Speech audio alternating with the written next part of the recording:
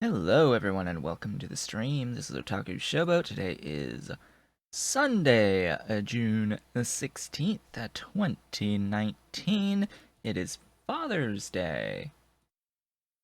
And today, as per usual for a Sunday, is more of the Pyanodon's playthrough in Factorio. And today, for my drink, usually I have coffee. Today I still have coffee, but I picked up this stuff called coconut almond milk through a company. The company is Califia Farms, if I'm saying that correctly.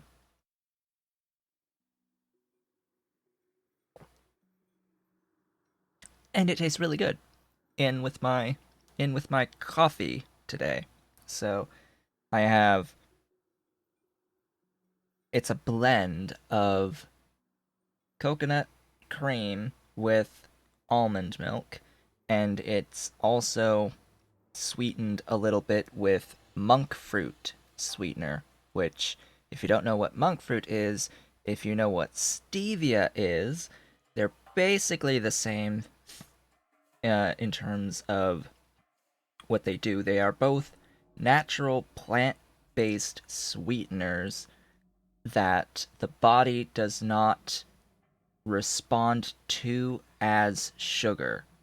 So the body does not see these sweeteners, these plant-based sweeteners, as sugar, and they don't induce the same or any response as it would with sugar.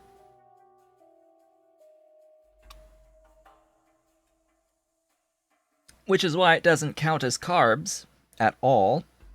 And yeah, this coconut almond milk is one carb burst per serving, but also that one carb is a carb of fiber, so it's net zero, which is great for being on a low carb diet like I am.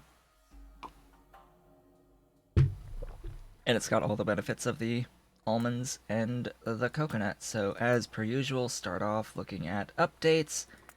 Nothing that I will update at this time. And I'll be completely honest, I had a look at what has been recently added in the Pyanodon's mods, and as of incredibly recently, raw ores in particular has been updated yet again, and as you might be able to tell from here, Pyanodon has updated the sprites of even more things. I think Pyanodon has managed to go through all of the base ores, maybe, at this point in time, and even got around to updating borax. So this, remember, I had mentioned on a previous stream, when the initial update to borax was introduced, because I remember the raw borax sprite was changed, I questioned the state of the washed borax and whether or not that should be whether or not all of the sprites should stay identical for the raw borax, because it's still it hasn't been converted into anything that is identical. So like plate casting, you cast identical plates, but here you're taking the raw crystals that are all different and you are running water over them, essentially, through these washing plants. So what you get out of it in terms of the purer borax still needs to have a bit of that randomness, and I am very happy to see that this randomness has been brought in. Also here, this is titanium. Titanium ore has been updated to add some randomness to it. Also, lead has some randomness to it now. Chromium has randomness to it. Here's the new fresh chromium. Up here, the tin also has some freshness to it, and I'm sure if I actually had a radar up here and we could see aluminium. Am I... Well, we're going to be extending the bus anyway, so eventually I'll have radar there for that very purpose. So, question, am I in need of yet more coke? I don't think so at this time. Anyway, today, the point of today is to get additional Duralumin going. Also, Pyanodon left a comment on one of the VODs on YouTube of, it was 2 streams ago. Something about checking the oil techs for, and possibly having to reset techs to get additional coke production. Now, I don't know what Pyanodon was referring to. It's probably here on the tech that I'm currently researching, where you get the ability to take oil, convert it into residual oil, that you can convert into residual mixture, that you can convert into hot residual mixture with some coke input, and then you can take that hot residual mixture and get a coke output out of it. I think, somewhere. I don't know if it's from that tech or not, but if I do coke in, what is it really used for? If I do coke, this recipe that I currently have access to already takes hot residual mixture, water, and steam, and makes 30 coke plus coke oven gas, which, considering you get hot residual mixture, it takes 10 coke in per 100, so you have to bear that in mind as well. And it comes from residual mixture. Residual mixture comes from residual oil, ash, and steam. Residual oil has several recipes, which you can actually get some residual oil from this low distillates and gasoline. Hey, Pyanodon, I'm just going through and trying to figure out what you had meant by potentially having to reset some techs here, because I think I might just not have had the techs yet, like, in the first place, for getting additional coke. So, from what I can tell, the process for the additional coke is the one that's through the hot residual mixture. I think that's what what you were referring to, is from hot residual mixture. A coke recipe from oil. Well, I'm trying to go, like, through that process chain because I'm not seeing it even among texts that I already have, outside of this residual oil, crude oil, into residual oil, and residual oil into residual mixture, which is oil industry machines Mark II, which I'm currently working on. So the whole time I didn't have the tech yet. So I don't need to reset a tech that I hadn't gotten in the first place. Because the hot residual mixture is locked behind machines for oil industry Mark II, even though the coke recipe, you get the coke recipe from the hot residual mixture before you can make the hot residual mixture. Even then, you get 30 coke out plus oven gas, but it's also 15 coke in for the hot residual mixture. So it's a good way of turning coke into more coke. The oil burner. That would be one to look for. Yeah, and you can feed in the oven gas. That is oil. Let's see.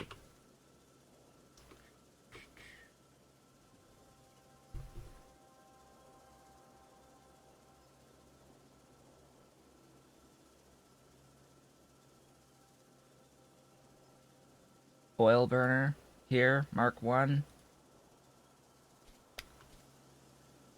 Sorry to say, but it almost looks like as if the oil burner Mark 1 actually doesn't exist.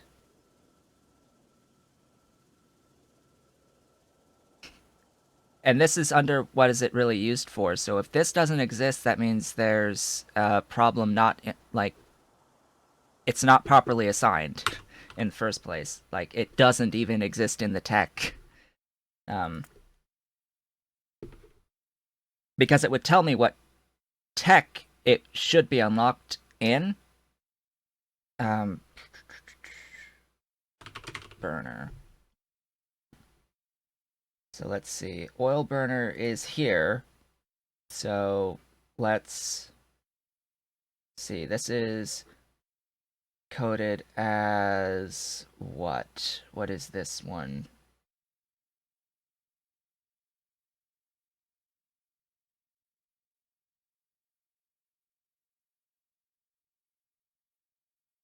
Machines for oil industry Mark 1. I need to know the name of this tech. Yeah, I know there's a tech reset command for it. I have it somewhere.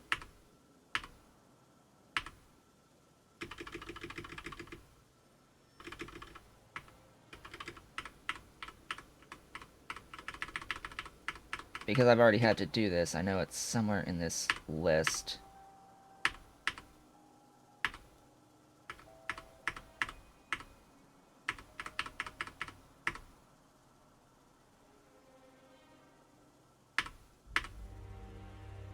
Here. See, it was simple with engine, but do you need the actual name in the code for this, or can I just type in whatever the name of that tech was? Can I please tell me I can just do a copy and paste? I can. Cool. This was... It was machine...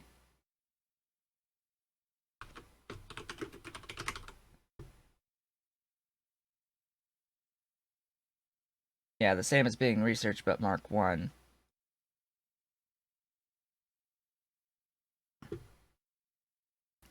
I just don't know if it takes the spaces. Machines for...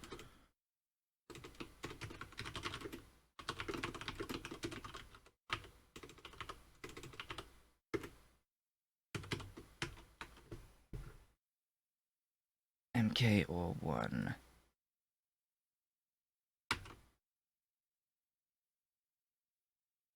What I'm getting at is that in the code, there should be a string ID for each tech that is independent of what the name of the tech is, and I don't know if this particular command wants the specific ID of the tech that that I can't see right now. Anyway, let's do false error. Yeah, see, it's coming up as that doesn't work, so it needs the actual ID for that tech to work. There's a command to get rid of every single tech that I currently have, which I'm not about to do. Where is...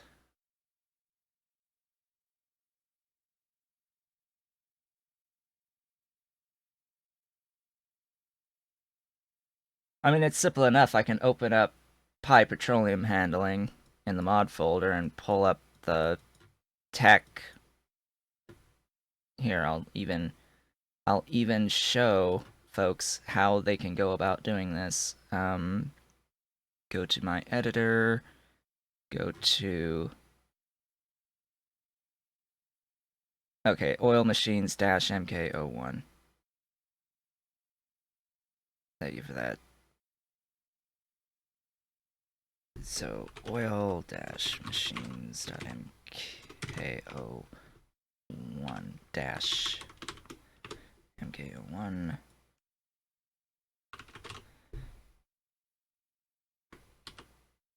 Guess I won't show it. Anyway, let's get out of this, into here, go, paste.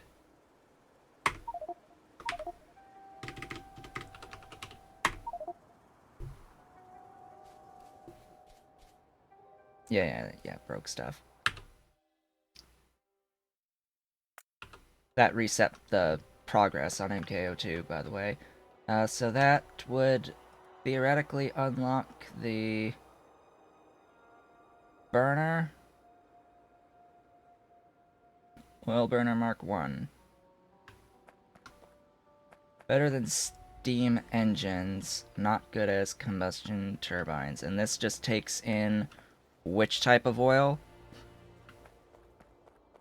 Crude or light or heavy or diesel or gasoline or what? Any or all of the above? I don't know what it takes.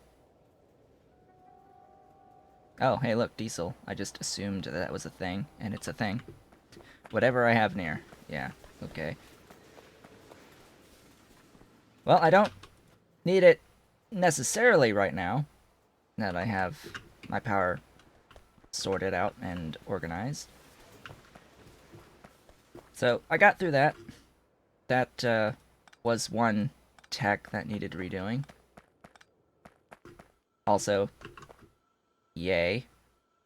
Thank you so much for making borax a bit more random.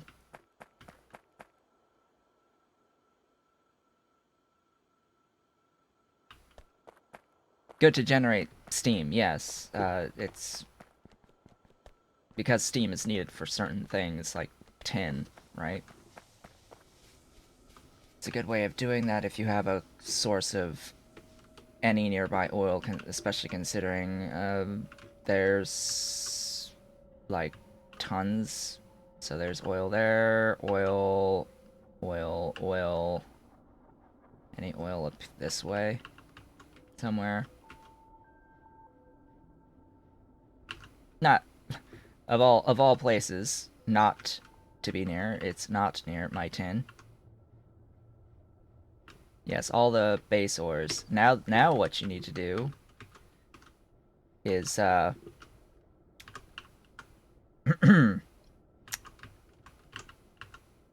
of the intermediates before casting. Because same argument as with the borax and washing the borax. If you're crushing ore, because that's what you're doing here. If you're crushing an ore, would crushing an ore result in an identical output? So this is the processed iron. So things like the processed iron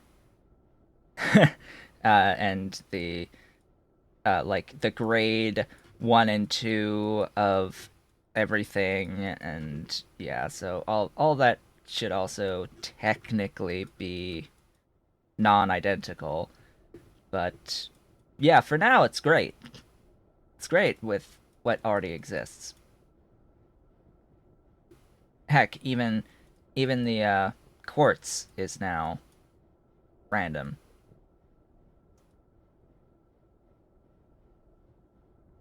Which that's pretty nice. Quartz is random. I mean, this looks okay on this initial output just because you're getting different grades of stuff on the output. It gives it some variation there, and you then sort it between the ores. So for now, it's okay.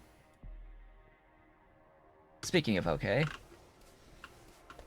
let's get around to actually doing what I wanted to get done today, which to start off is aluminium casting from molten. So I have somewhere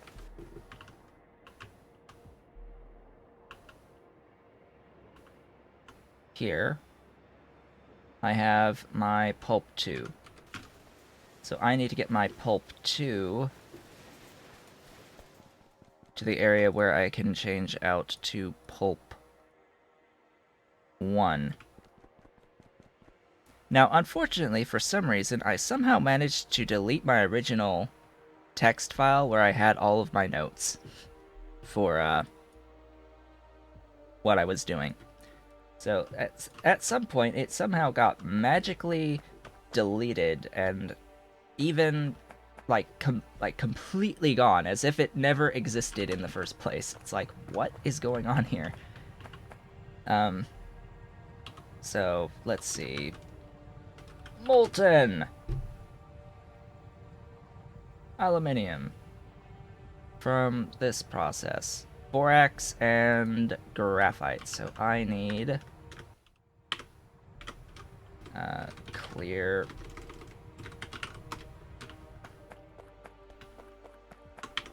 Good. To pull in some of my coke. Speaking of which,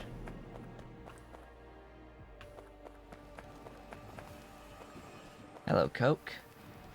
I do believe that I used to have you split off to run down here. So congratulations, you're going to be split off to run down here again, except this time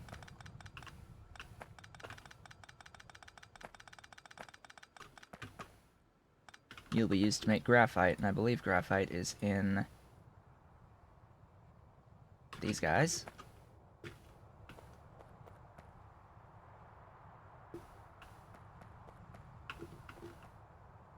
Suppose I'll do this here.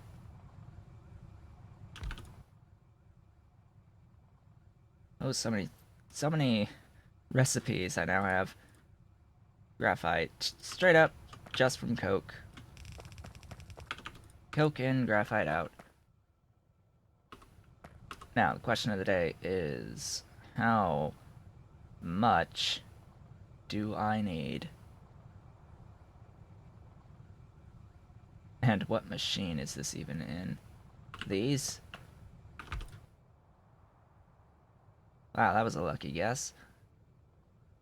Borax and graphite, plus those. How much per second am I going to need? How much am I producing? So only the one machine. I need 2.25.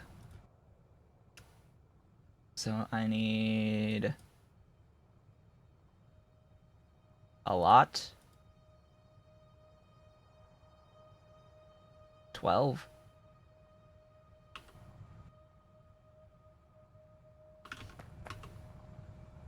Oh boy. Okay.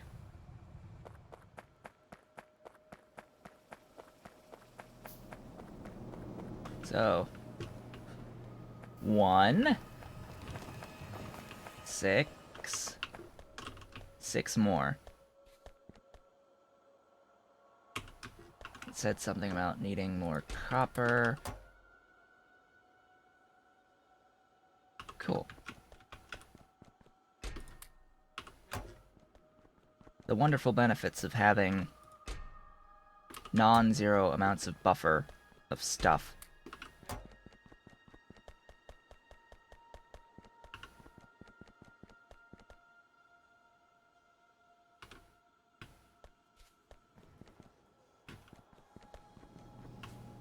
Oh, and then the other thing, um, did you, Pyanodon, make filtration a requirement for mining or machines for excavation Mark II?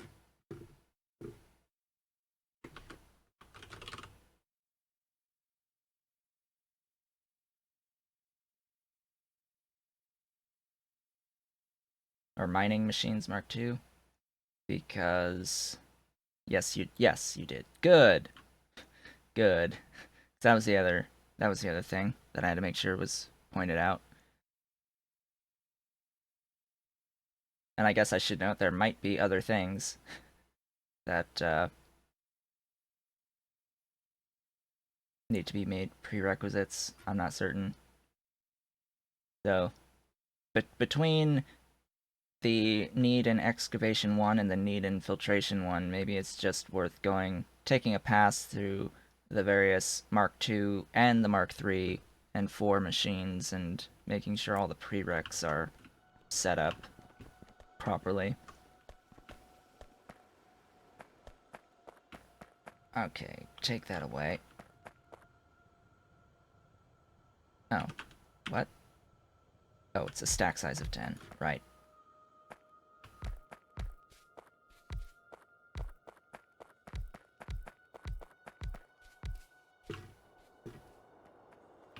If I'm not mistaken, that should be 12. Yep.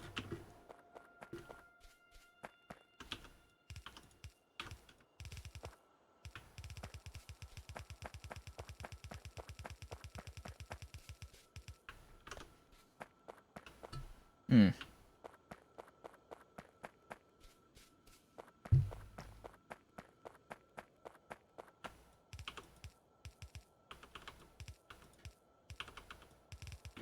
It's getting a little bit messy here with all these pipes. Oh, and then I need the output, of course. Now, fortunately, the output is a heck of a lot less than a even one lane of a yellow belt, so I'm not too concerned about that. Even, yeah, 12 of these, it's 16%.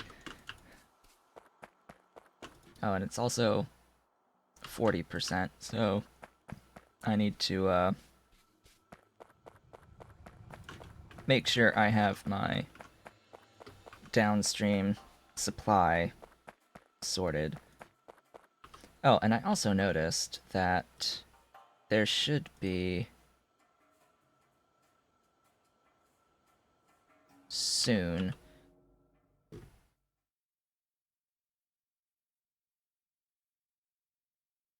there exist techs that let you make these better inserters without needing Duralumin that I found to be wonderful.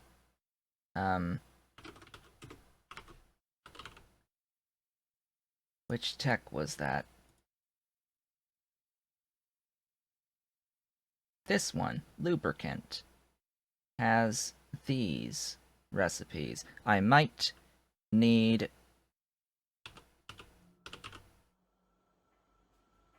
high tech. Yeah, I might need to do the reset. Either that or I'm blind.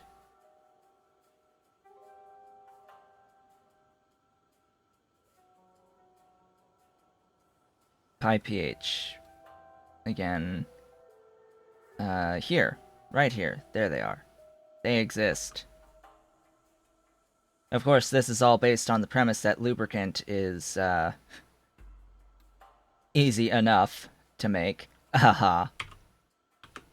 Because belt I know I can make, but, you know, lubricant. Maybe from base game, but depends on heavy oil. Very easy. Yeah, okay. So, just normal. The normal. quote-unquote process of getting lubricant. At least that hasn't changed much. And then from aromatics, it's... Oh, wait, hey, it gives you sulfur. Can do that, too. That's an interesting way of converting tar into lubricant, basically. Because you can make tar into creosote into aromatics into lubricant.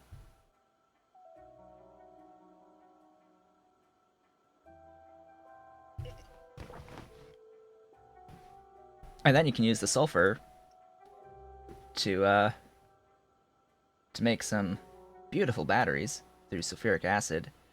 And if I'm not mistaken, unless you've changed it, sulfuric acid is used to mine the glorious uranium. Okay, this brings in, each one only needs half one per second, so only one of these is needed.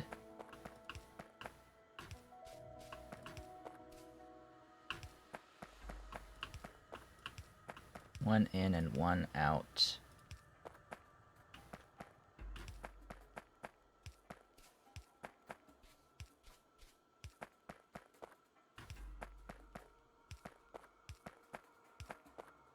So I've got lots of things to do outside of getting this aluminium casting done today that I want to get done, because I want to get up to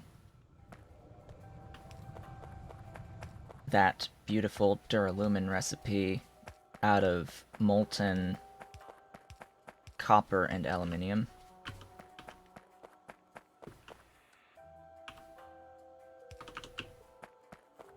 Why are you not... That would explain it. It's all moving now. Good.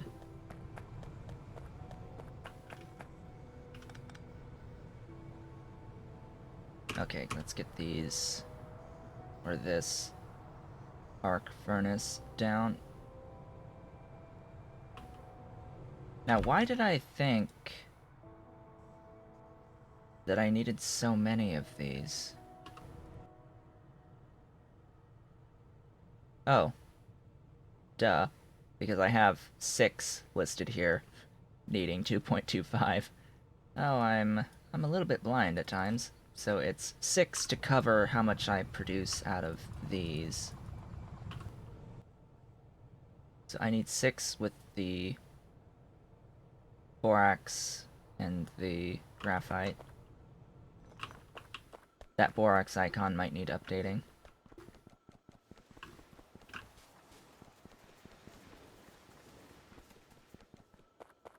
So let's see. Where am I going to put this? That is the question of the day. I want to do my casting here. Let's do this over here.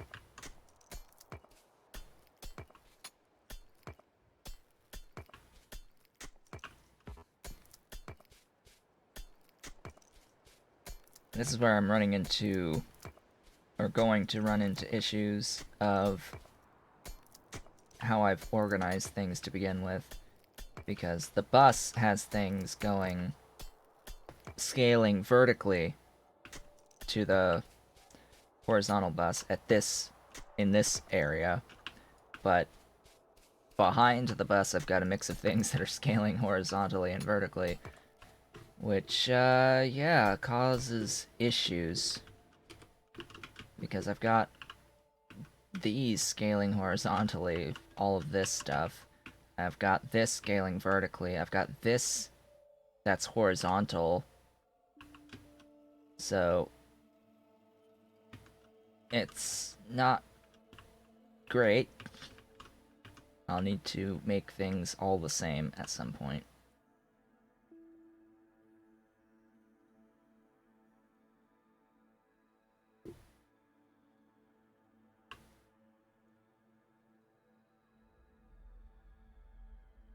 Also, how do you get the coke oven gas back into coke? Right now I've just got it into syngas and ash. At least, I have it like that here, and then over here, I am doing my best to just void things. By the way,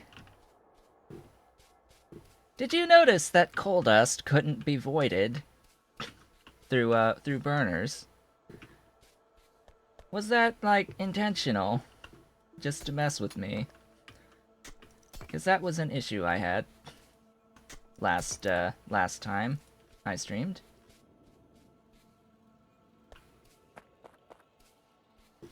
Because it has fuel value. Right.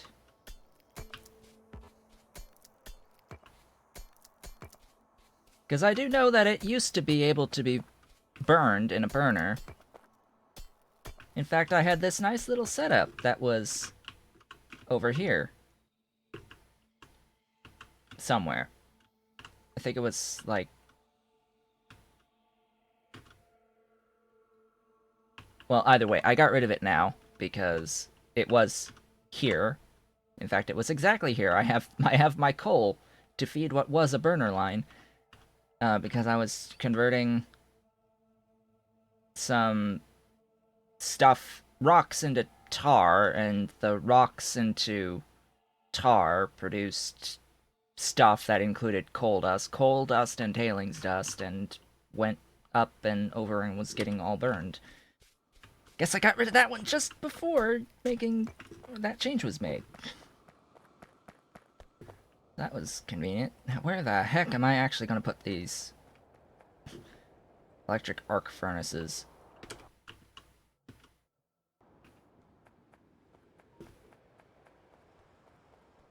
Guess if I'm going to do this properly and have them oriented vertically, they would go on the other side of the water here. If I'm going to be doing this, because this is also where I have the borax. You know, someone actually clipped the moment that I discovered that it wasn't able to be burned in a burner. Someone actually clipped that. I was like, really? My response was actually clip-worthy for that?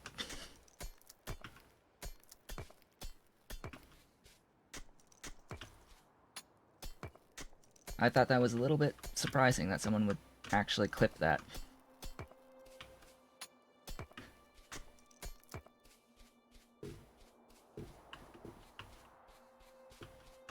It was just me going like, what the hell? And then taking a stack of the stuff and trying to click it on the burner a whole bunch of times.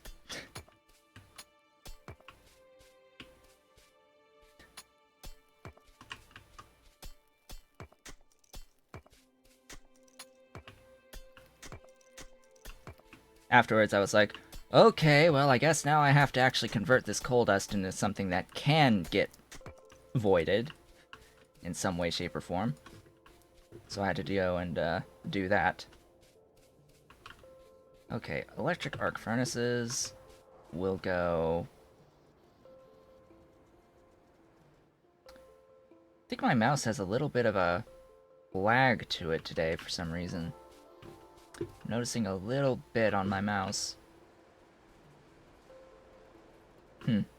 Anyway. This will go here. Please tell me I can have a...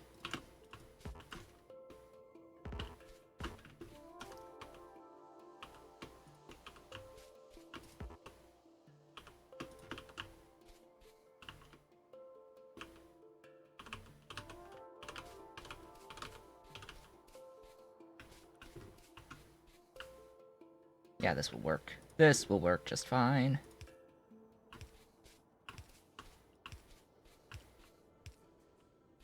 And molten out.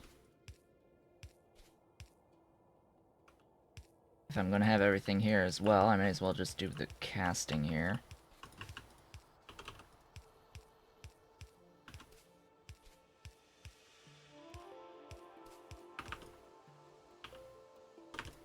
So I suppose I can have a mixed build of those. In.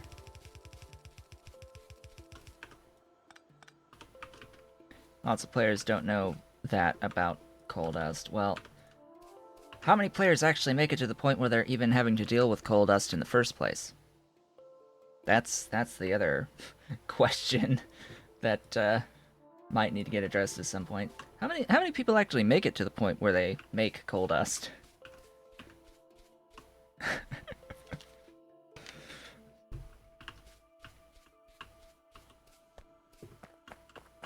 Okay, let's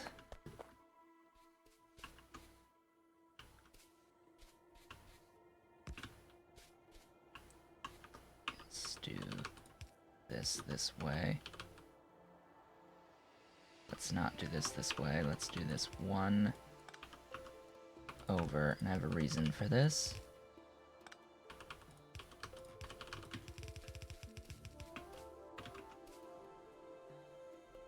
Yeah, people give up before Circuit 2 and 99% of the time. Yeah. I mean, technically, I haven't gotten to Circuit 2 yet. Technically speaking, I haven't gotten to Circuit 2 yet.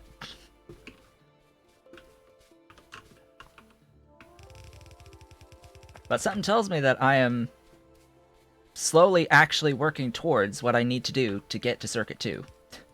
So, everything that I do is, like, working towards that eventual goal of getting into Circuit 2.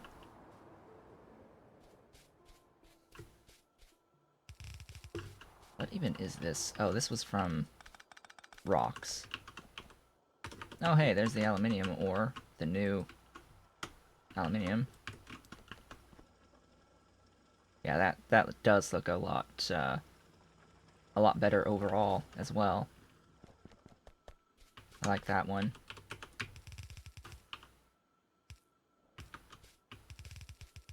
About time to give up. Not really.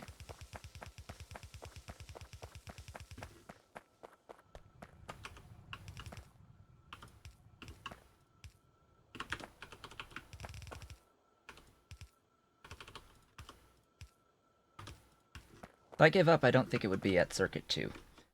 Because, let's see. I have the ability to craft Circuit 2s, do I not? I don't. It's coming up? Or do I? I do. It's just not directly next to Circuit 1. Here.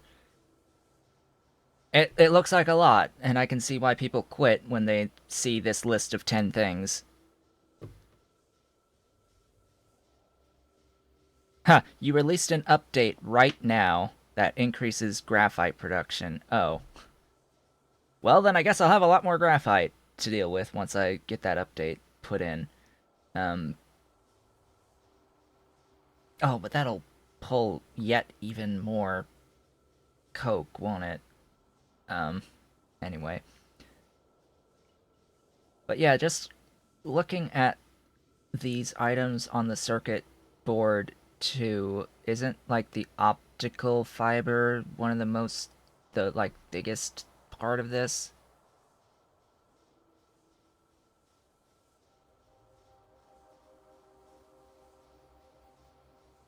Let's see here. Where's the... Because the optical fiber goes into, like, the various silicon stuff, doesn't it? Boy. Let's see, this needs... niobium and Kevlar. Yeah, the Kevlar's a really long process. Because I have looked at that, at the very least.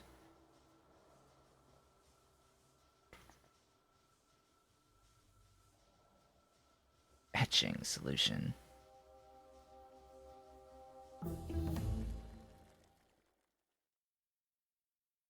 At this point, I'm just basically taking text at random. Maybe refined syngas might be a decent idea. aromatics from condensed distillates. I'm going to end up with quite a bit of distillates if I do go through with coke from oil. But anyway, moving along, and hey, at least I already have the phosphoric acid. And I have a process that could get sulfur to get sulfuric acid. Let's see, did I actually connect all this up properly? Yes, I did. Good.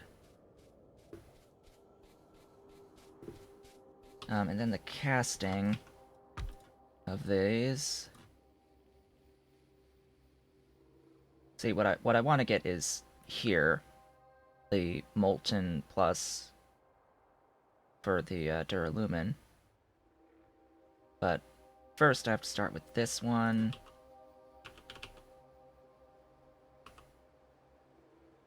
This is just sand castings in, which I should definitely have enough of. Should definitely have enough of these. And one of these uses 12.5 per second. I'm producing 37.5. That would be up to 3 of those, which means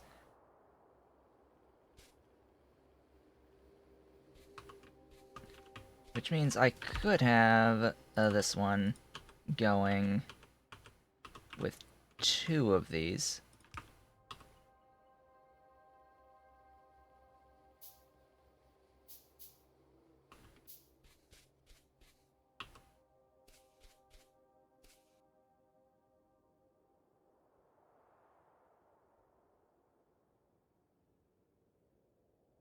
Yeah, that would work. So I could have 2 of these, and then I could have the German. Alright, A. Why? I guess because there's only just the one input on each side, but... Alright. I'll deal with that. It's just because it's convenient for me to have the aluminium molten in on this side. I need to pick up more stuffs. More stuffs. Can I just build a car? I can. Yeah, I know I have a car nearby, but you know how it goes. Eventually I'll end up with like 50 cars because there's one not close enough by for me to be bothered to walk to it.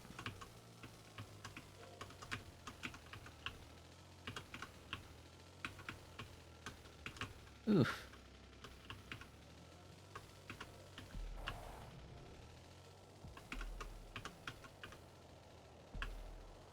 Slowly but surely, eventually, I will be able to actually drive the car, and did I just straight up pass my...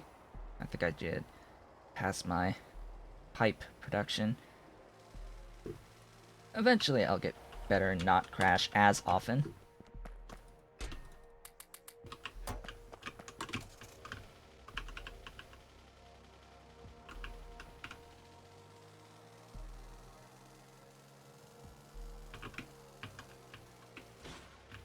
As I said, as often.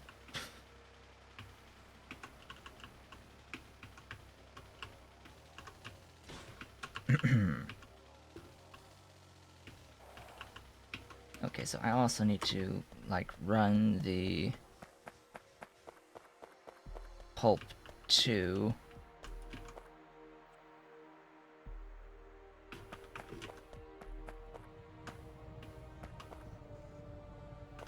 Where is my pulp 2? There it is.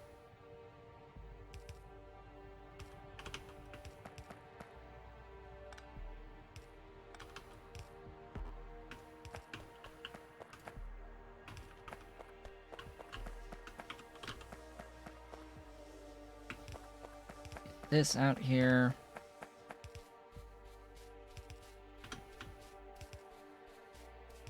Yeah, there's no chance I will ever really be able to drive this vehicle without any crashing whatsoever. That is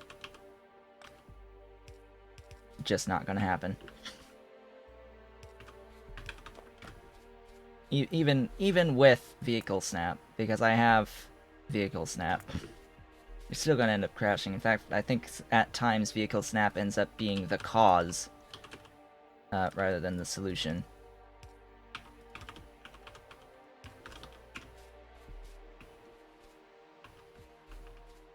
And then it's sand castings. Yeah, I need those.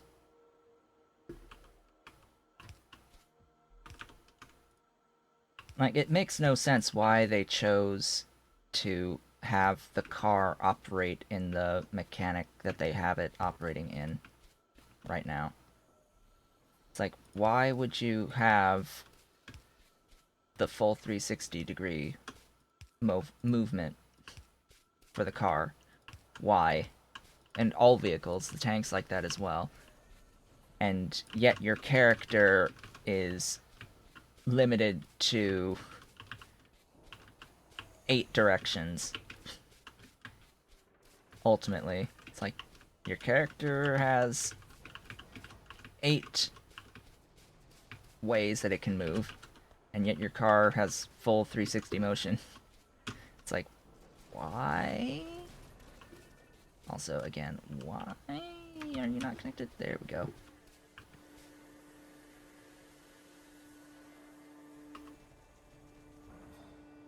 Now, theoretically,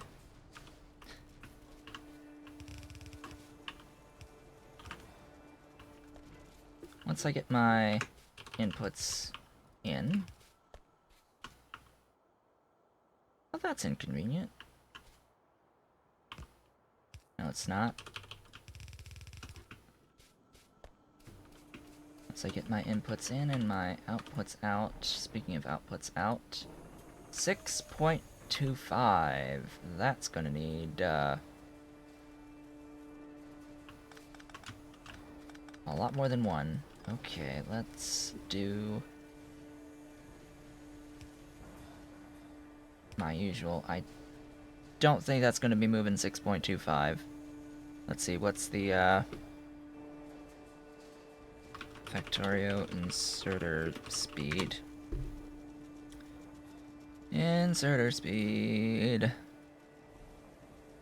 With the cap bonus of 2, 1.67, and 2.31. 67, 2.31, that's 398. I think either way I'm going to need to do belt balancing here because I have to do that.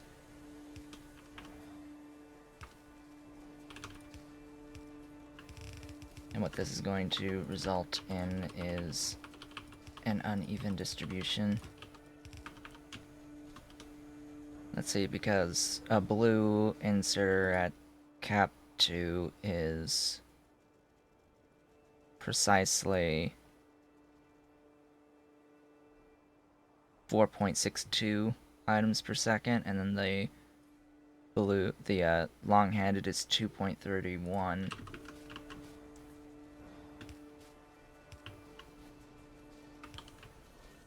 And that is aluminium plates. Glorious plates. A lot more than what I had before. A lot more than what I had before. And now I just have to figure out how the heck I'm getting over this.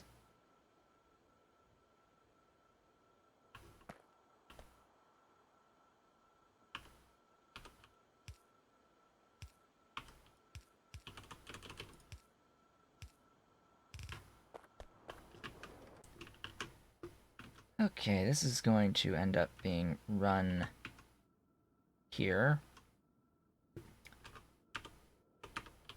This line. Plates are here, and they need to be up over here, so I will have to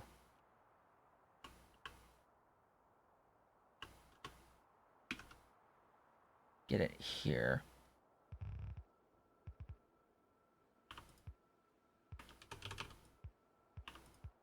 make use of my character traveling along with me, along with the belt. For that glorious building reach. That is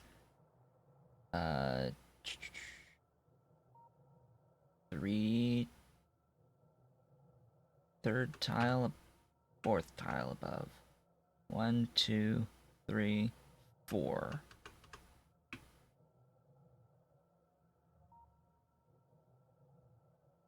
Four tiles above that one.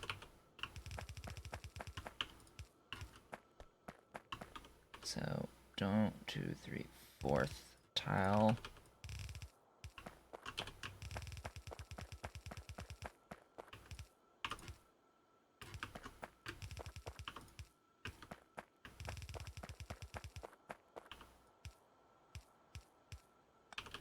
Looking forward to eventually having red belts, even though I know that's going to be a mission in and of itself.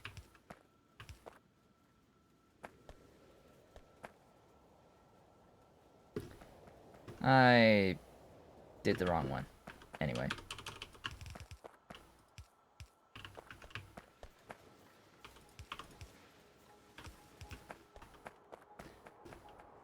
Oh well. It would have been nice to be even from here, but eh. At least now I know I have enough aluminium plates to feed into this guy.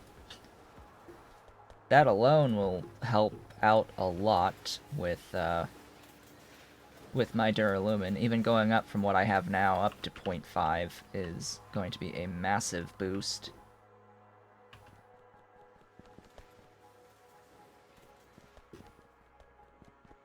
And I don't think that this needs to exist anymore.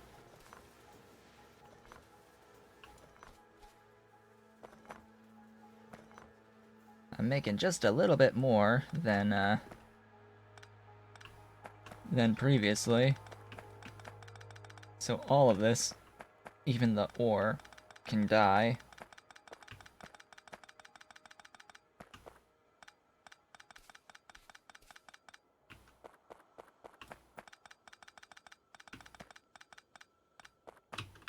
Conveniently, that gives me a few more of the inserters. I'm actually going to go and take care of this belt as well. Ultimately, this stems from my mining operation here.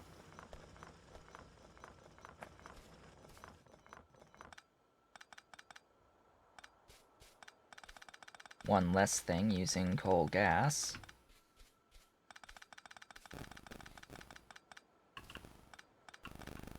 I actually can remove the unused rock belt as well. Because my stone mining is now completely gone.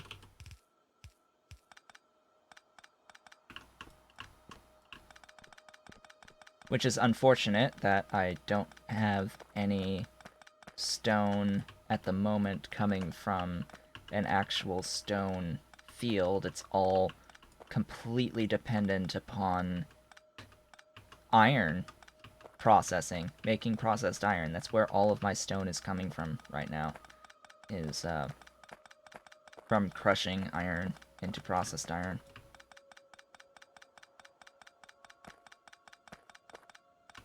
I have a bit of stone that's being made out where I'm getting tin processing done, but I am basically just voiding all of that out here.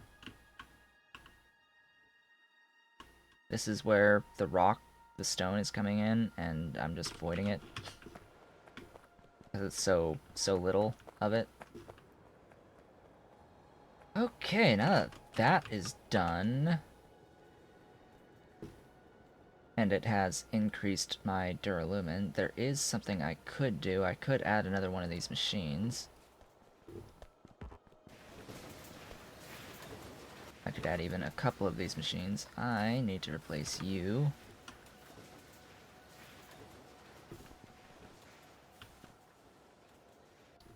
Yeah, that looks a lot better than what was previously. Yeah, so previously I had this much production of Duralumin, and now I have this much production of Duralumin. That is a lot, actually. That is a big difference. In the grand scheme of things, that is a big difference, and it would be maybe enough to no longer bottleneck the green science, because my green science right now is bottlenecked by the Duralumin right here. And then it can actually come up and actually start making some blue inserters. Yeah, the science will speed up. Huzzah! My science will finally speed up. This is, by the way, part of the whole point of addressing my back-end resource production right now, instead of trying to forge ahead into Circuit 2 production and all of what that brings with me. I've gone back and I'm upgrading all of these back-end processes because I know I'm just going to be in a lot more pain by having to wait around for my production if I don't do this now. That I'm going to be needing a lot of what I'm producing on the back end to feed into what I will be eventually producing, and even going into oil processing when that happens, which will be after I fully finish this Duralumin stuff and get into lead and titanium. I think that's the... It's lead, titanium, and chromium and zinc that I quote want to do.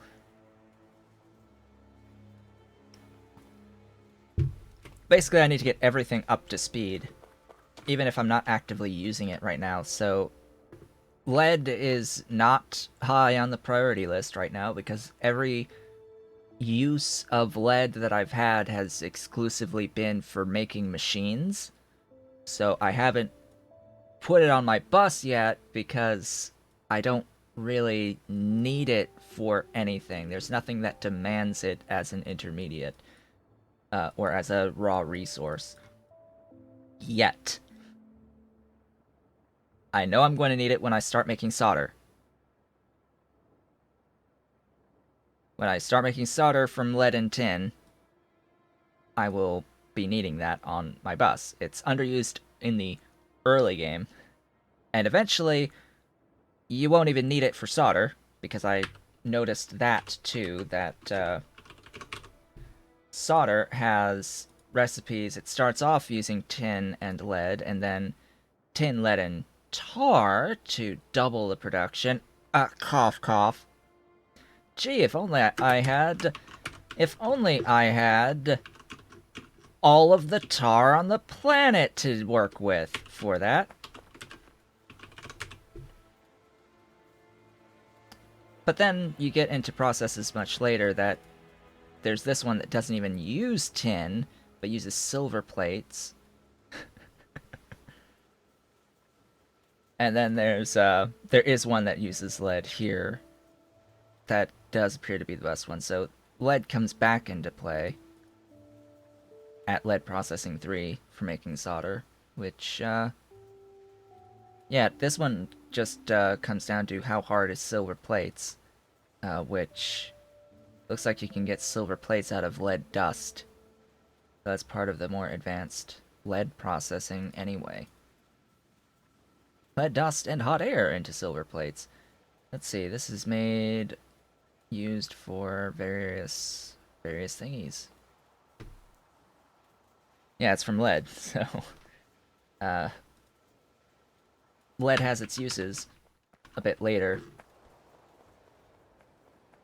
Anyway, the next step is changing this. This needs to die a horrible death. So let's do all of the prep work on molten copper.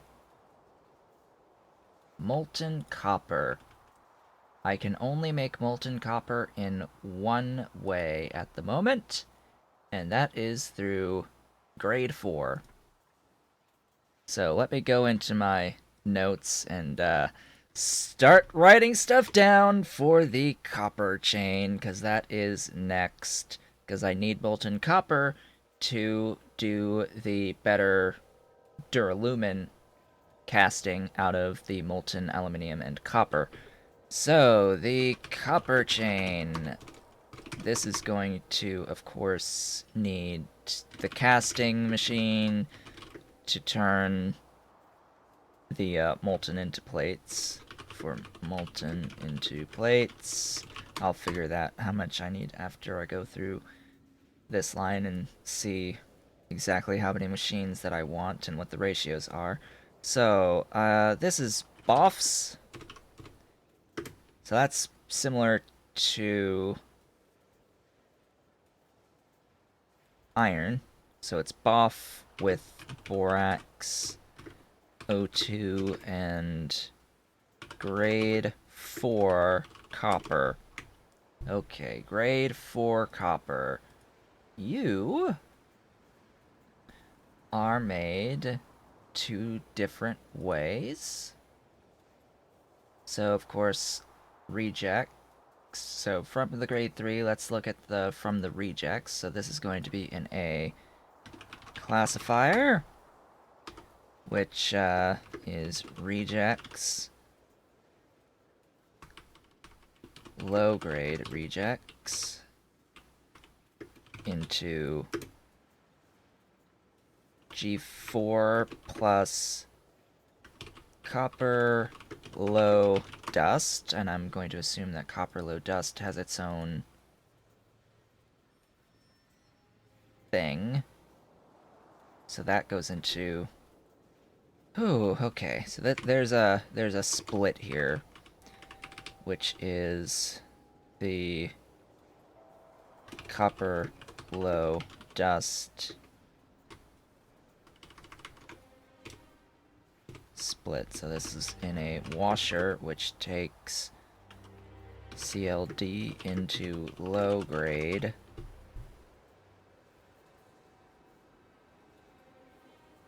CLD plus water into low grade.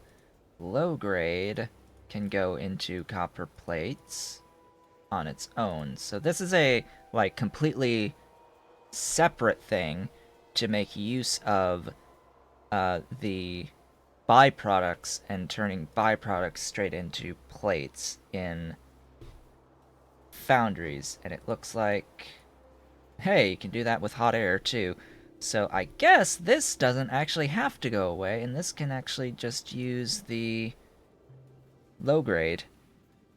Or I can set something similar up for the low grade and be fine. So this will be foundries. Foundry taking LGC into, and plus hot air into plates directly.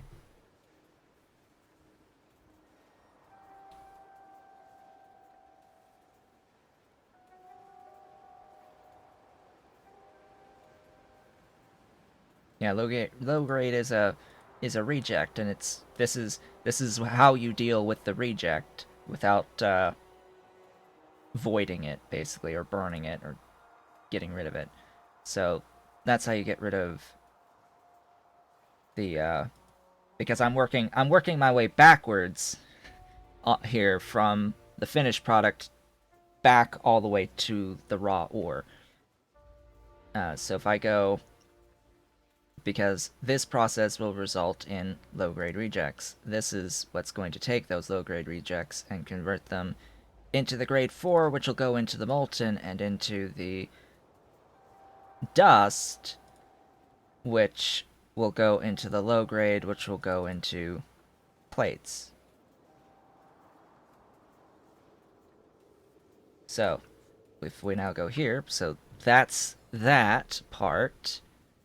If I go into grade 3, so grade 3 is made, of course, from grade 2, and this is in an automated screener. screener. This is G2 into G3 plus rejects, which of course copper rejects can go into G3. So rejects in an impact crusher. That's a new one that hasn't been used yet. This one converts rejects into G3 plus gravel. And I'm assuming all of this is like percentage-based chance on the G3 and the G4 up to here. Probably get guarantee on the gravel, in which case then it's gravel into stone into, or like voiding gravel at that point. So void, which gravel is void. Because unless I find that I need sand, void, unless sand is needed in here. So G3 comes from G2, G2 comes from G1, of course, so this is, again, automated screener. G2, automated screener. Directly from copper ore, so ore into, oh hey, tech, glorious. This is going to pop up more often now, I think. Not like there's too many green techs left. It's like, hey, I finally got to the point where I can make more green science properly, and I'm going to be completely out of green science, and then I'll be limited until I get to blue science, and then that's going to be what's limiting my science again. Isn't that always how things end up going? It's like I don't have many relevant techs anymore available. I guess nucleosynthesis would be next. Any hoozle. I was looking at copper into grade 2 or into G2 plus G1 and G1, which then it's jaw crusher into, which is G1 into stone plus G2. Alright, so that's similar to other processes that I've done. So that's going to be similar to this piece. So I'm thinking copper looks like, and this is also an automated screener, so it's going to be this at the start. And then this, and then it doesn't do the whole. So it starts very similar to tin. Or I guess I should say tin starts very similarly to the copper. But then but then by the end it will look like iron. So it's sort of a blend between what the tin looks like and what the iron looks like in the end.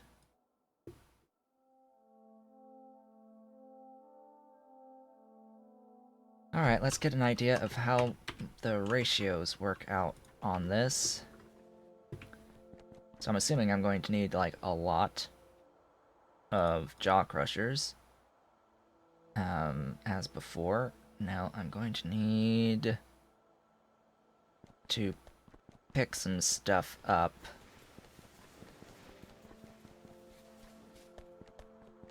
gonna need to grab washers and automated screeners.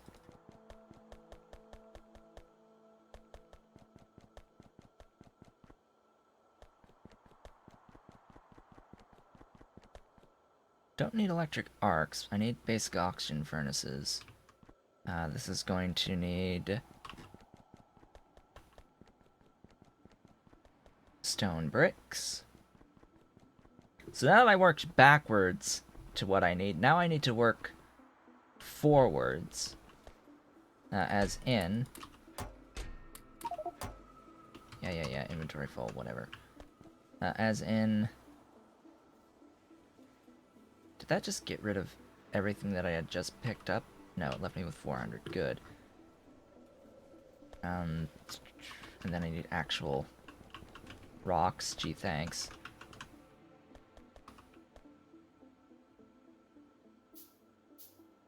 So this whole setup starts with automated screeners. Now, where is my...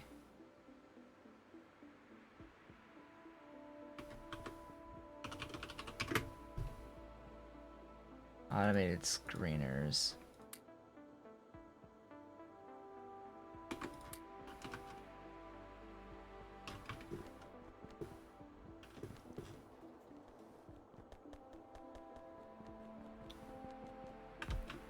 Oh, hello. Oops.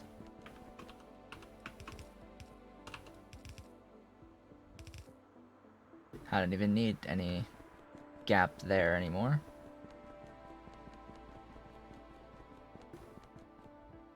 Okay, how many of these are needed to... Well, I'm going to need a lot of these, clearly, because the,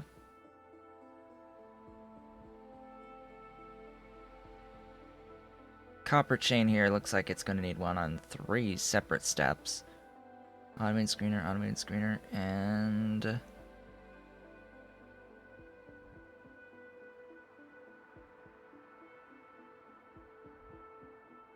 automated screener to do...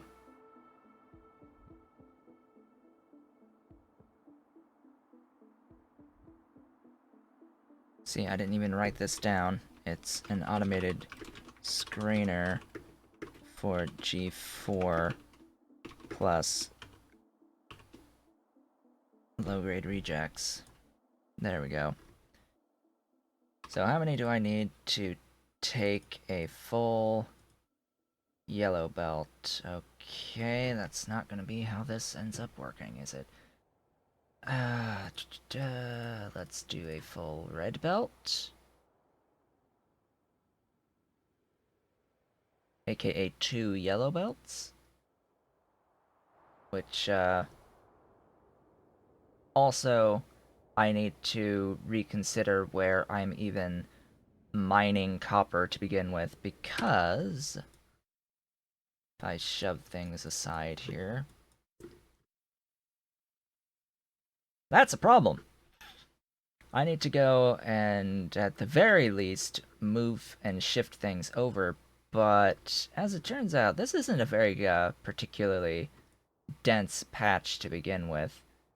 This won't last too long, even if I do shift things over, so I was thinking going to someplace just a little bit denser, of which I have several options of denser copper patches. I wish it was even denser than what I currently can see. But I'm going to take what I can get. So I think that these 2 patches here are the densest that I can currently see, and quite conveniently, they are in an area of shallows, which means I have very close access to water, which I can use in the washing of the copper low dust to make the low grades. Low grade copper to take care of that. So I will have the water available for the washers. So I can do essentially this entire process up here. And I think that's what I will end up doing. Now, I will also note, haha, I've sort of got a bit of a lake in the way of where my bus is eventually going to make it up to. So either I will have to turn my bus yet again, or start making landfill, which I'm pretty sure I can currently make out of stone.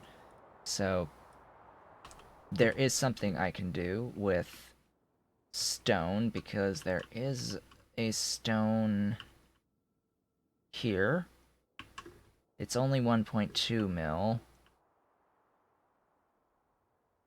There is a stone here. And I think I had seen stone somewhere down here. Somewhere. I don't know. Maybe I'm just imagining things. There's a little stone right there. So I'm not particularly starving on stone. Ah, right here, 2.1 near additional copper. So I can do stone mining straight into landfill production. Just bring some power out. Which, speaking of power, I can actually do medium power pulls through the creosote. I mean, there's nothing stopping me doing medium power pulls at this point. The niobium, haha, yeah, that's not going to happen quite yet for the big electric poles, but I will need eventually big electric poles. I will also sort of probably just want to make some rails at some point, as well as increase my wood production. But anyway, I was looking at this, so I want 9 screeners for 2 yellow belts into G2 plus G1. How I'm going to split 2 yellow belts between 9 screeners, I don't know. I might just say have 10 screeners and it would end up with the same production as 9 overall. Just so that everything's even numbers. So I guess I'll put down just 10 for 2 yellow belts, 5 each. Let's see. So that means I will have 6 per second on the G1 and 12 on the G2. Actually, let's do this properly and have a look here. This will guaranteed give a G1 and 2 G2. So that's a guarantee. So these numbers are fine as they currently stand. And in total, that's a little bit more than a yellow belt in output, which is a little unfortunate. But I'll deal with it. So I just have to make note that it is slightly, or it is 20% more than 1 yellow belt in outputs. Then it's the jaw crushers. Do I have any of those on me? I do. Jaw crusher needs to crush the grade 1 into grade 2.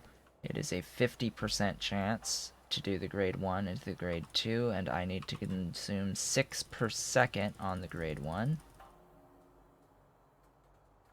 Yes, that's 24 jaw crushers. I had a feeling it would be a lot for G1 into G2 plus stone. Speaking of stone, guess what that's going to be turned into? Yeah, I'm not going to avoid that. 6 per second on stone? Yeah, I'm gonna turn that into landfill, which, yeah, just convert to landfill, you dummy. Just a note to myself to also switch, something else that I have as stone that I am voiding. Maybe I can change this, instead of going into sand, have it go into landfill as well, just the various places that I'm making rocks. Start making some non-zero amounts of landfill. So that will make 3 per second on average on the G2 copper.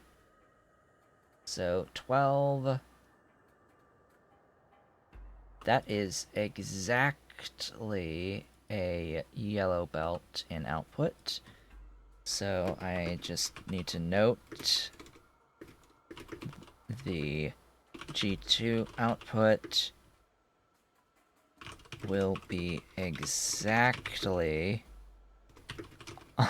on average, a full yellow belt.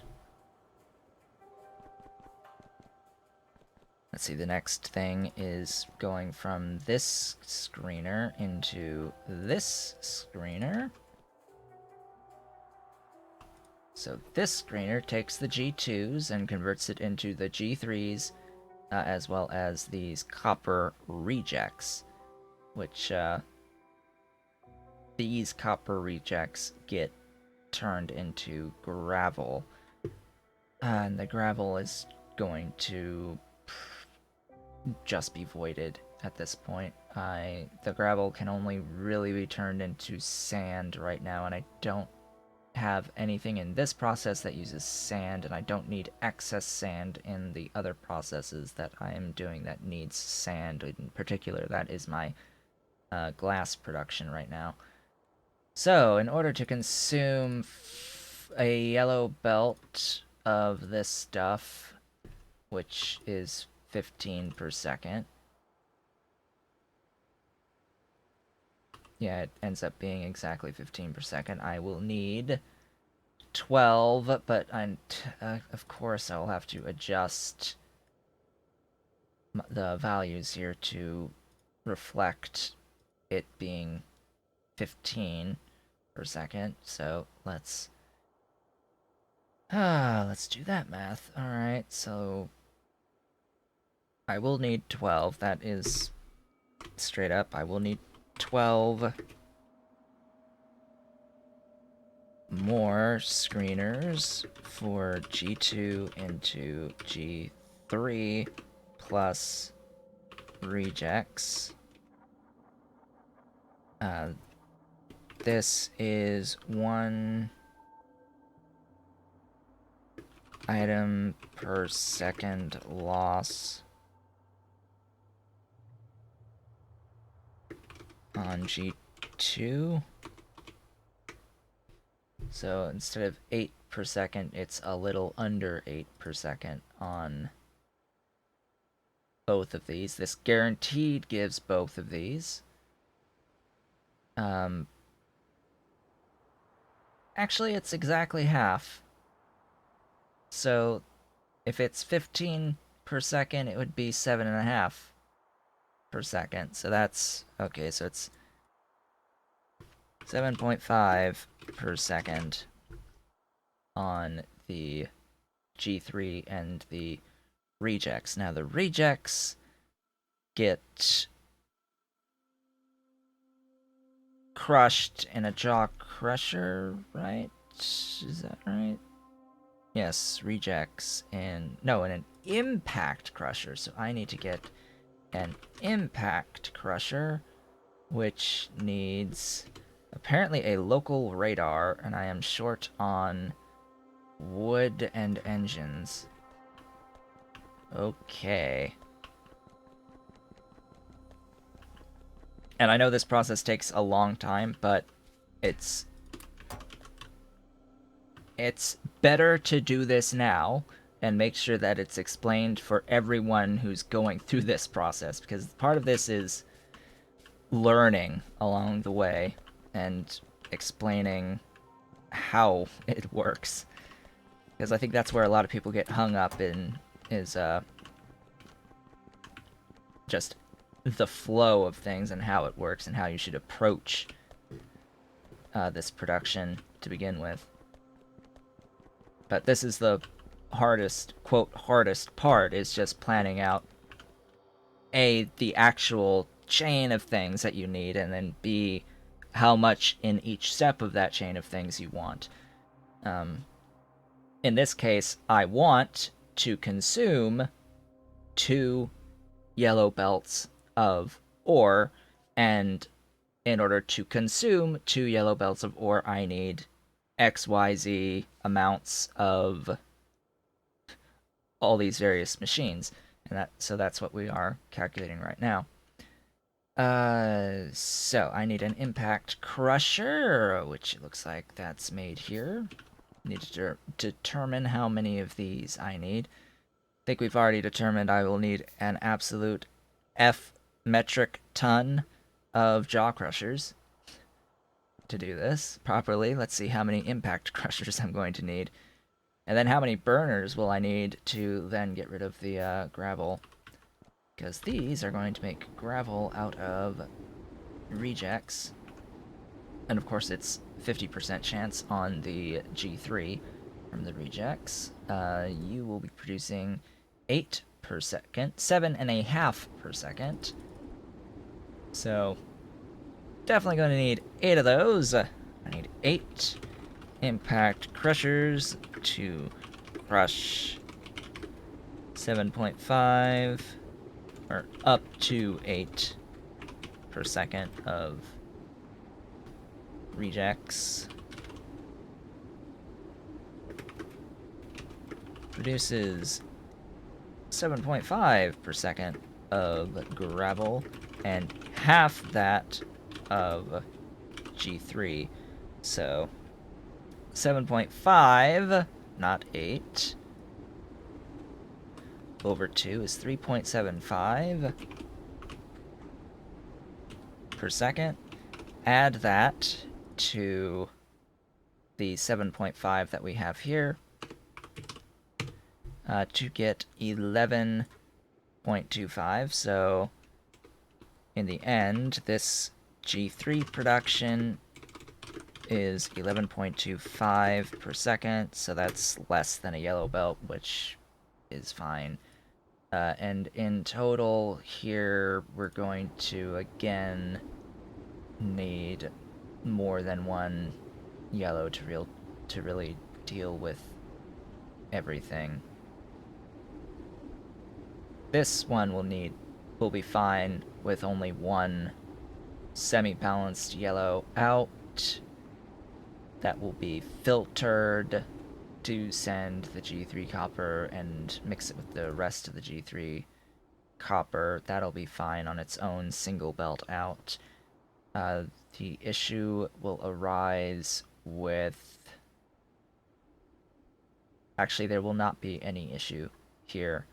So when it comes to the outputs of these 12 automated screeners, it will only actually be outputting 15 items per second, which is exactly a full yellow belt. So I only have to consider I have to make sure that the output is completely balanced between both lanes across machines, which means using identical inserters. If I have things in one line, so if I have a single line of 12, I would have to basically use long-handed inserters to make sure that I output on both sides of the belt evenly.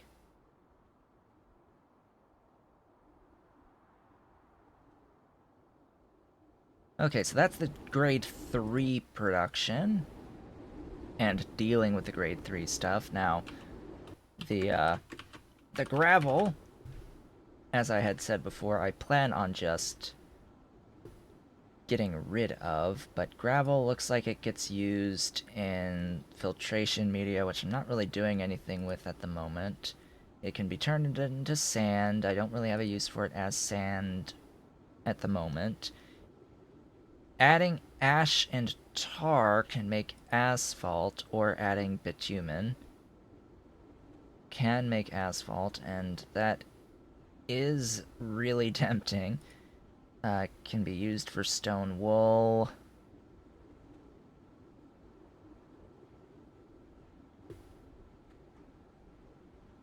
Yeah, I think I'm just going to void it for now. I'm not going to go through the effort of bringing in ash and tar in order to make asphalt tiles out of this.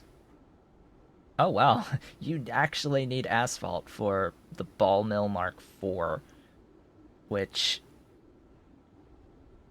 yeah, not even remotely within the next 200 hours, 300, 400 hours of even remotely thinking about Mark IVs at this point. So yeah, let's see. That I won't have to worry about. I will have to worry about, though, having enough burners to burn 7.5 items per second of gravel. That will be a big line of burners. That will be a very big line of burners. Okay, so the next thing, even more automated screeners, is what's next. So I think I've calculated out here that I will have 11.25 of grade 3 copper coming in. So 11.25, how many of these machines? And that is exactly 50%, and that is a 1-to-1. So 11.25. Now, if this was designed, okay, so that's going to be interesting.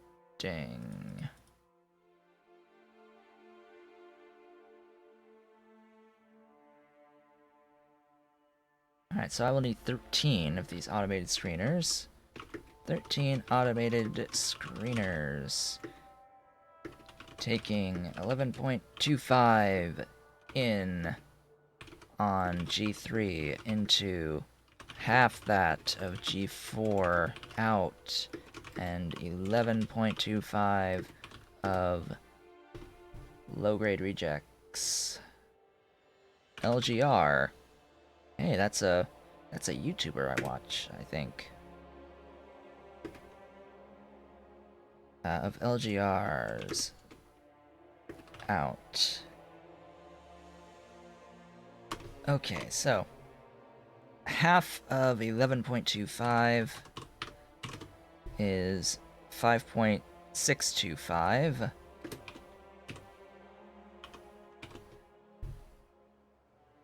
The low-grade rejects don't get converted back into grade 4 copper. They get converted into plates in the end. So this will then need the... Let's do this one first. Calculate how many washers. Do I have any washers? I do not.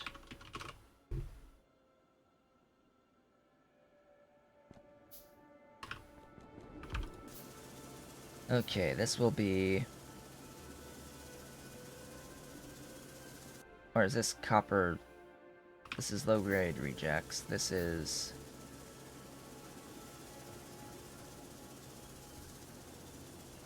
copper low dust.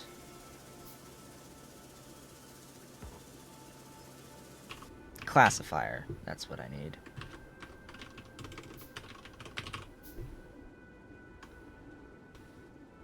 this one. Need some titanium, or need to... not titanium, iron. Classifier.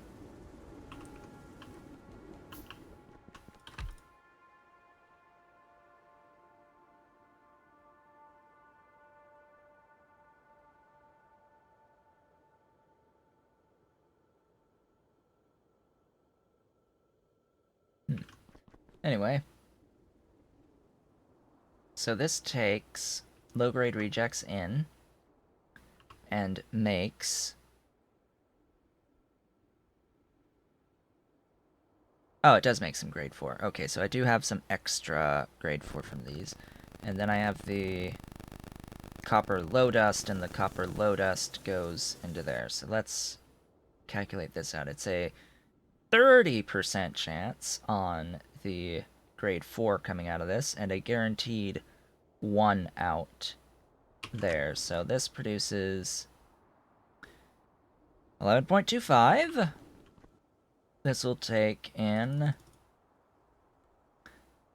Oh, that's so unfortunate. So 8 classifiers. So 8 classifiers for 11.25 LGR into 30% of 11.25.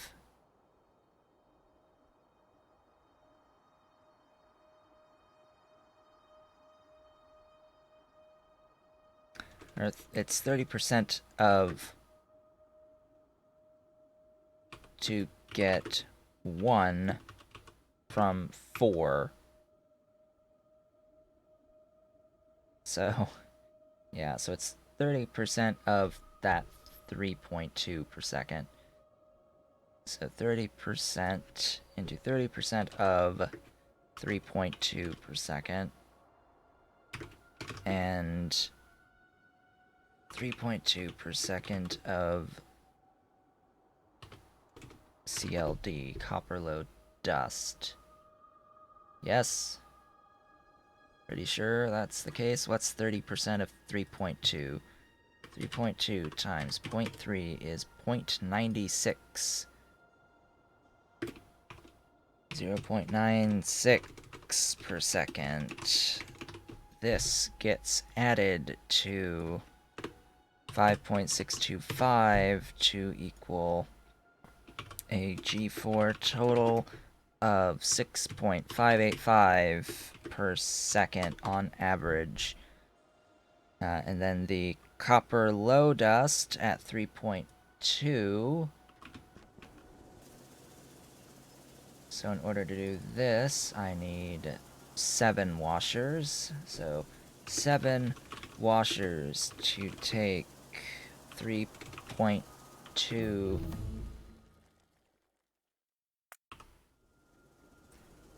copper low dust into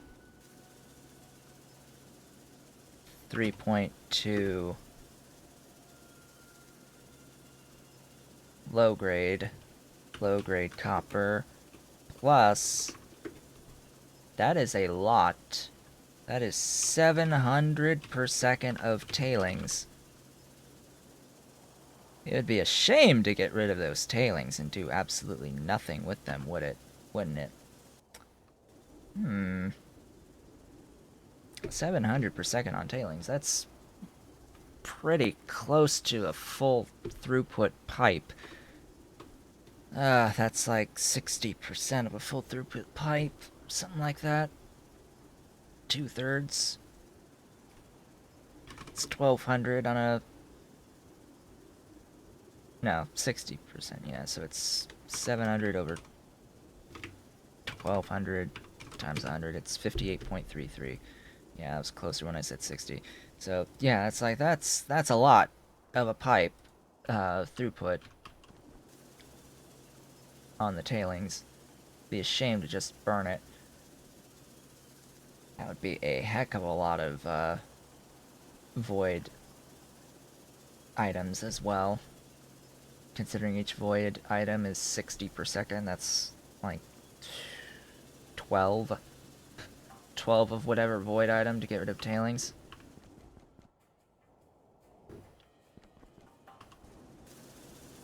But that makes 3.5, and then of course I have to consider advanced foundries convert the low-grade copper plus hot air. And if I need to get rid of the 3.2 per second, I would need 2 of them. And that would be, let's see, what is this ratio? 2 to 3? 2 to 3, so that would be 3.2 by 3, that would be 9.6 per second on copper plates. It's like, that alone is a huge amount of copper plates. Holy crap. That alone is... I mean, 9.6, that's over half of a yellow belt by itself. The yellow belt's 15, so 9.6 over 15, that's 64% of a yellow belt. And then, we're not even done. We are not even done, because at that point, I need to actually, you know, convert the G4 into molten, and that is done in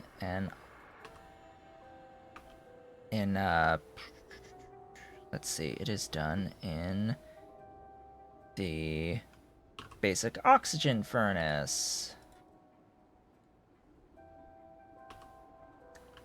So one of these guys.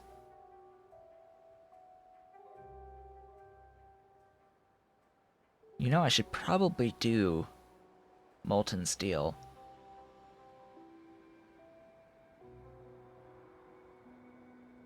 You know, I could totally make molten steel right now. But I'm not going to.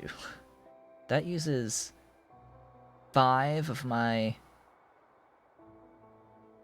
molten iron machines. That uses 5 of them. I guess since I'm overproducing on the iron, I could just make some steel out of it. But anyway. How much does this consume on the grade 4 each? 0.38. So what's the magic number I'm looking for here? I'm looking for 6.585 minimum of this stuff. 6.585. Let's see. How many of these am I going to need to do? 6.585. I'm going to need 18. 18 boffs to convert 6.585 per second of the G4 into molten copper. And then, of course, we've got 47.25 per second on the molten. As I had mentioned over on the casting units, the Duralumin one is only going to require 12.5, and I'm only going to really have one of these. That makes 2.5 of Duralumin. What do you make? 0.5. So we're going to quintuple our Duralumin production just by having one. If I want to have more than one, I will then be cutting into my aluminium plate production here.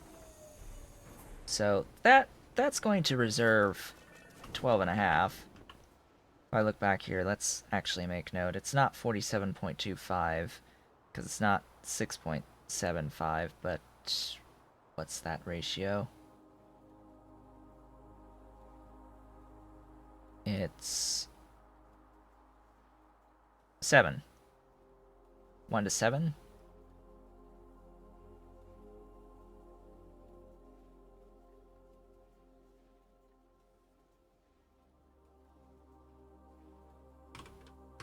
Just double checking. Pretty sure. Yes, 7. So if I do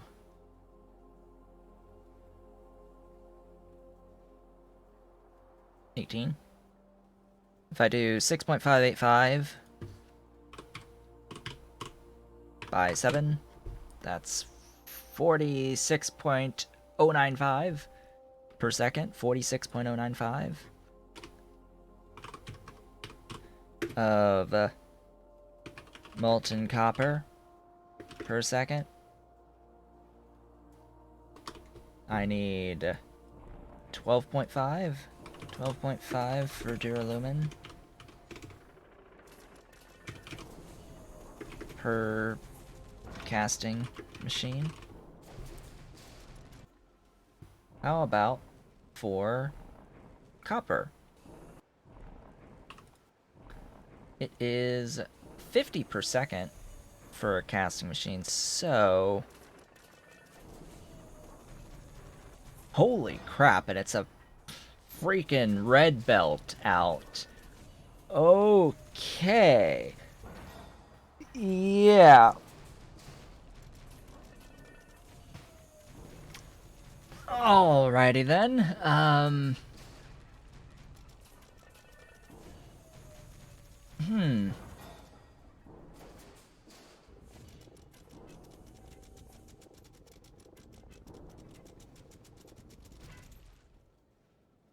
I think I'm going to have enough copper plates.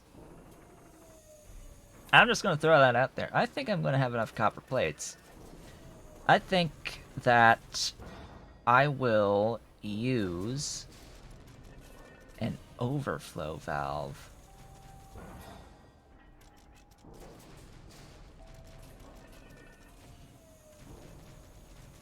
What I will do with this is I will send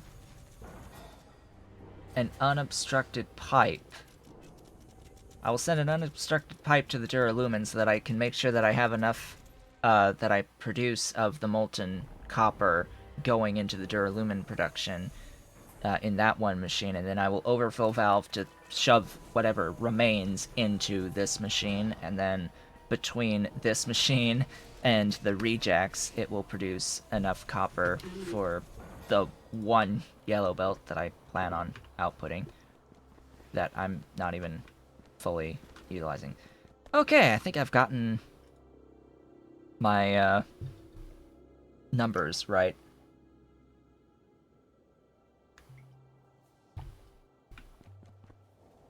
I think I've gotten the numbers done and sorted. So now it's all about collecting the raw resources necessary to make all of these machines. Oh, and let's not forget, I am forgetting something. In that basic oxygen furnace,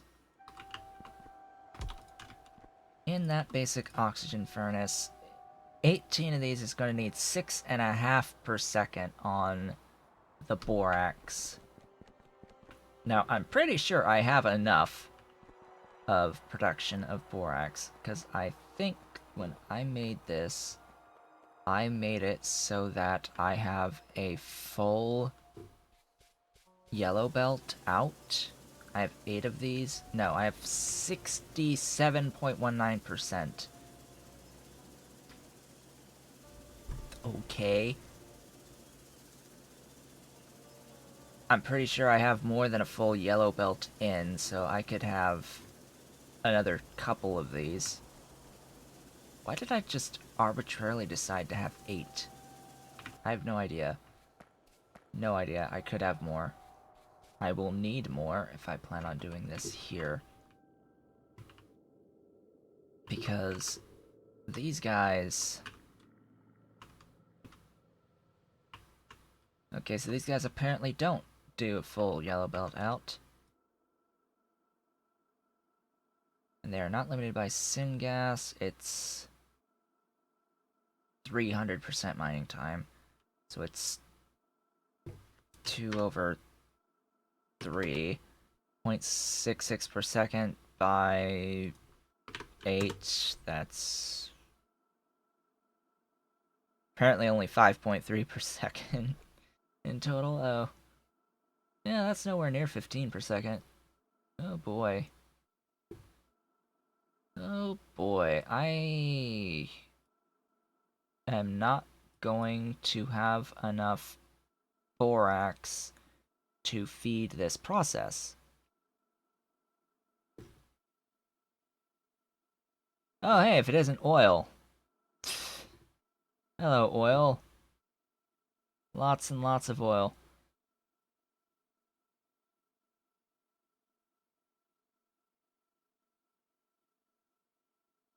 So I'm going to need to make sure that I secure enough borax,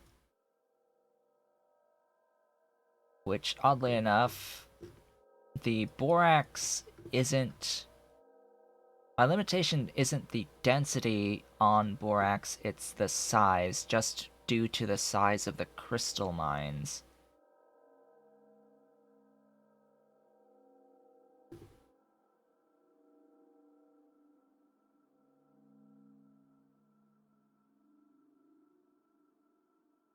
Then I need to actually make crystal mines.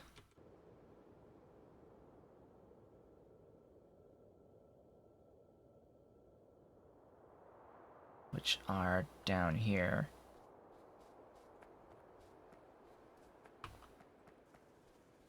I might have them stored somewhere too. But maybe I can, maybe I can worry about that once I have the demand made and set up. Because we're getting into the last hour here of the stream. So, before I go driving away, I need to actually make the machines that I need. I don't need these gasifiers at all. So, these can go away. I need to start by removing things from my inventory. Now, I need to mine 2 yellow belts worth of copper, which is going to be 60 total mining machines. So any amount of mining machines that I have above 60 can be stored. So I'll carry around the 100 there. I will get rid of things that are clogging my inventory. I will not need assembling machines with me. I will need at least the 1 offshore pump. I will not need destructive distillation columns on me. I will not need ball mills. I will need foundries. I will not need a cooling tower. I will not need those products. I will not need gas vents or sinkholes or pressure pumps or secondary crushers or mixers.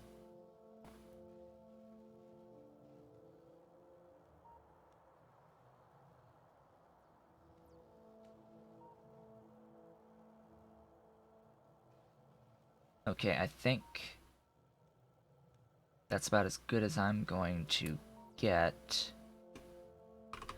So let's start making... Let's see, so how many automated screeners do I need? Let's see, it's 10, 12, and 13. So 10 plus 12 plus 13 is 35. And I have 3. So I need 32. 32 on the automated screeners. This is gonna need a lot of iron. Oh look, and it needs mining drills. I spoke too soon.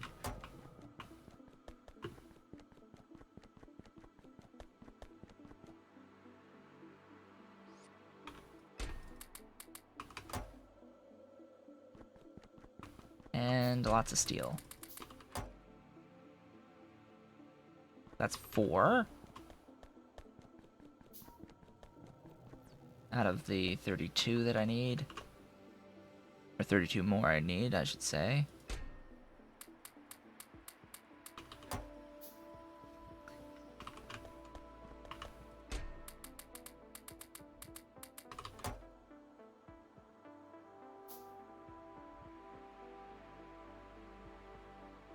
That's 25.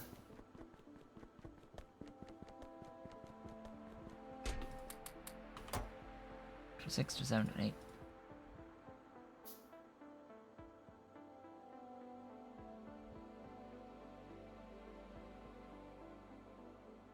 $28, $29, $30 plus 5. That's it. That's what's needed there. That's the automated screeners. And then it's... Now, I just hope that I don't need automated screeners to make anything else. That's the other issue that we might run into here. Don't think I need anything else from this tab. This tab needs the basic oxygen furnace. Probably another casting machine. This is gonna need a lot of rocks.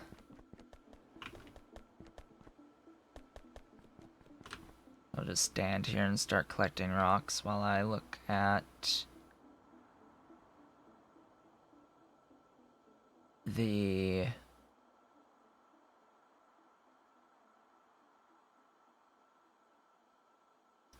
other things. So I need 8 classifiers. Now, where are...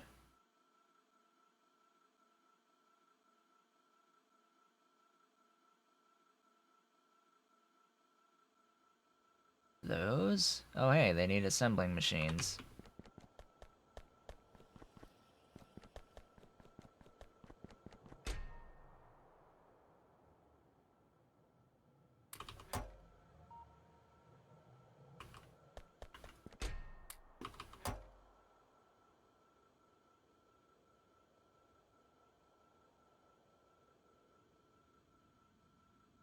One more.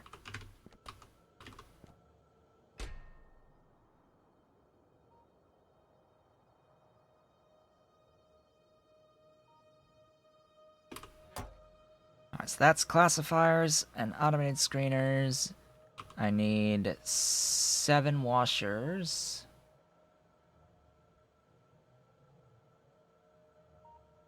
That's 7 washers. Keep grabbing stone for those. 24 jaw crushers. And 8 impact crushers.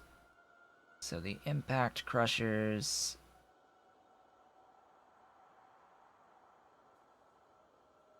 Why do you need wood and copper? Probably these? No, you just need...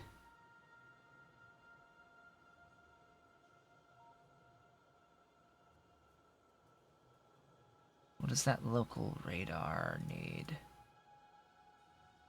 Oh, it actually needs wood.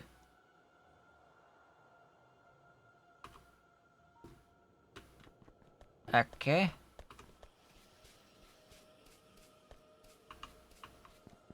Why does an impact crusher need radars? Alright, whatever. Oh, and tinned cable needs tinned copper wire. Or needs copper wire. It's basically the same item as in Angel's mods with the tinned copper wire. Except this is just called tinned cable. Let's see, so I said... How many of these? 8? Need 2 more.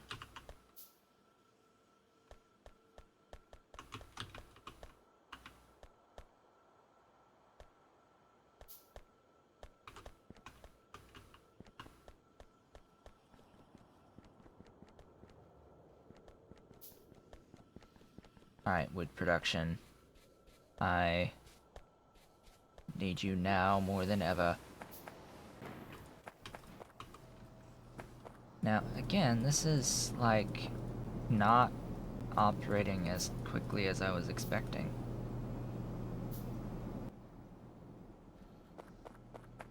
How are you not getting enough ash? I don't even. I can't even. I odd all of the time. Why do I keep odding?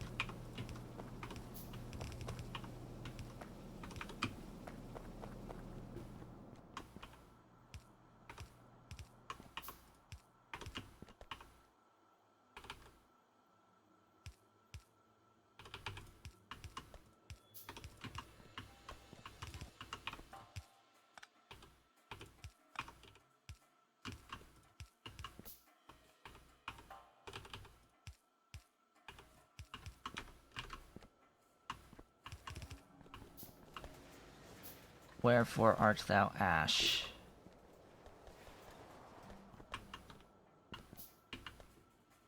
All the way up here. Okay, I need you.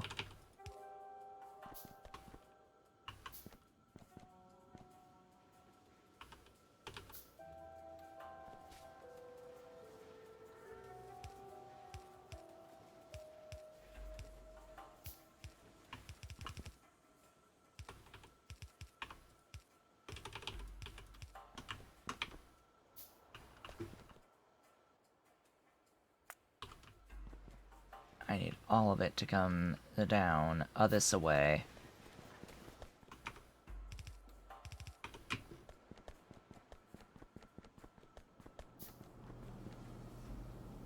And I need it to feed in as quickly and as it can. As beautifully as it can.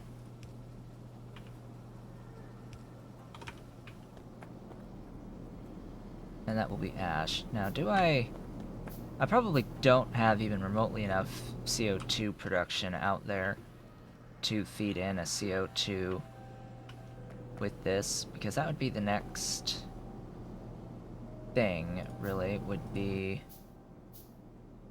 CO2 plus ash and tailings. That would be the big difference.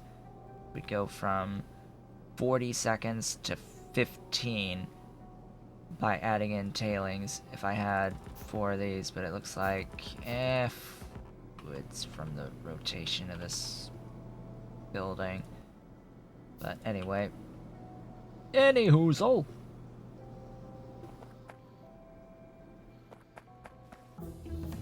That'll be that for now.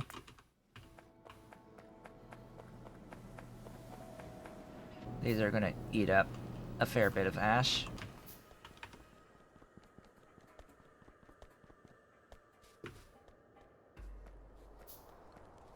So that's the impact crushers. I now need the 24 glorious jaw crushers. How in the hell am I gonna make so many jaw crushers? Jaw crushers are listed down here, are they not? Where are they listed? Jaw crusher. Hello, there they are. Oh hey, it's our friend. It's our old friend, Duralumin. You know, the whole point. Let's, oh, also, you may notice that there's more stone coming down the line now.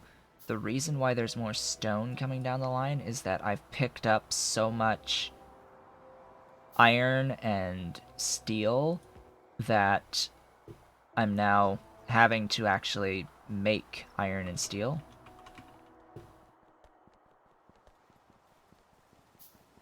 And that's what's driving the production of the stone, because all of my stone comes from this, and since this is now having to move a lot more, things are great. Let's see. Do I want to just, like, squeeze in another one of these? Yeah, let's squeeze in another one of these here.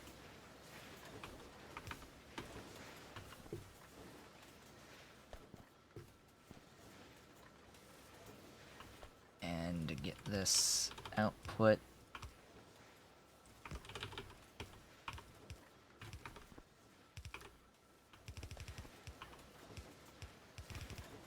It's not quite quintupling my production, but it is doubling it at the very least.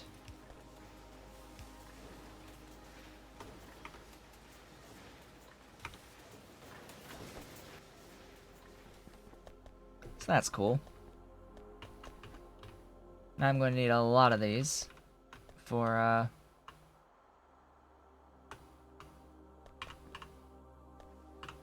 some glorious jaw crushers.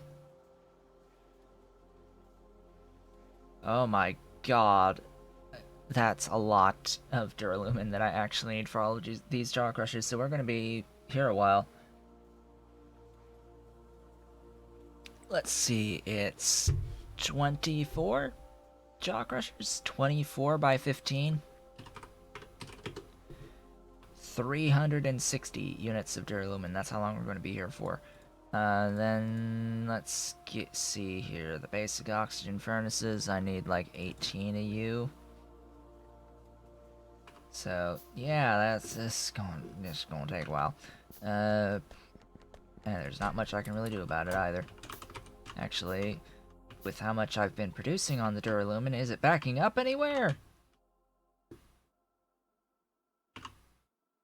Oh hey, guess what? It's backing up. Now what's the bottleneck? What do you need? That is glass. What is wrong with glass?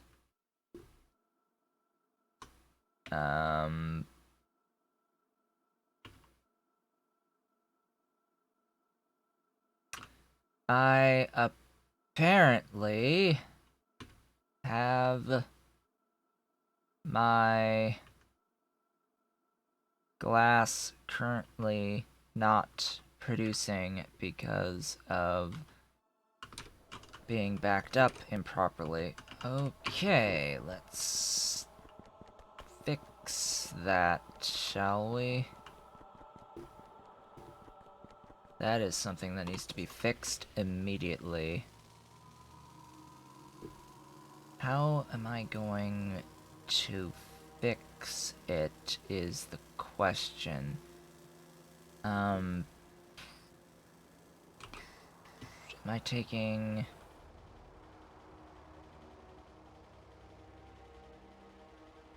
Give me some of these.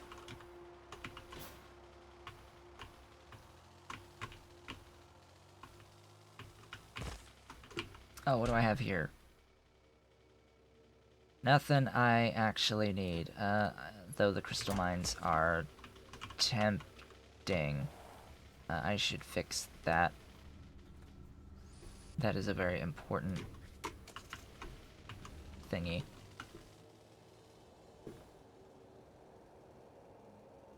I need to fix this glass production.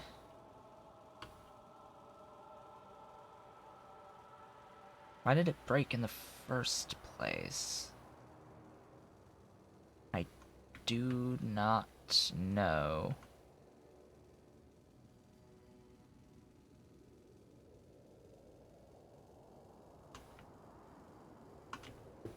Okay. What we have is...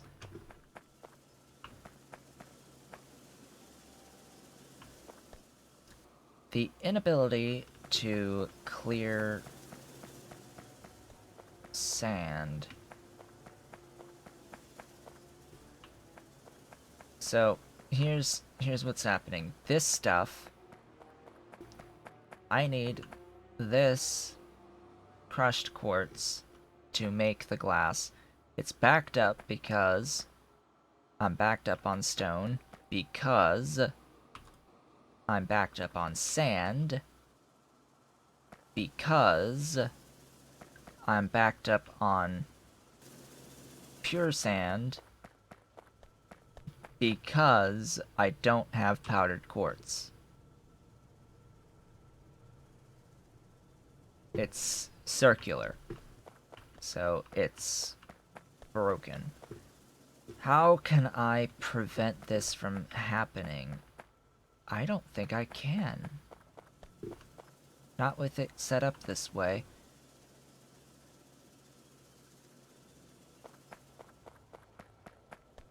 And this will happen every single time glass backs up. So every time I produce more than what I'm using on glass, it will do this backup and choke like this. Which means I should void the pure sand at the end of this line?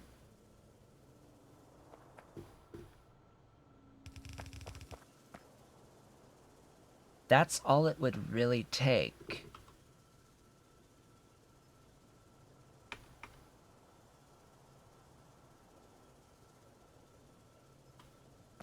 Of course, I also need fuel for these burners.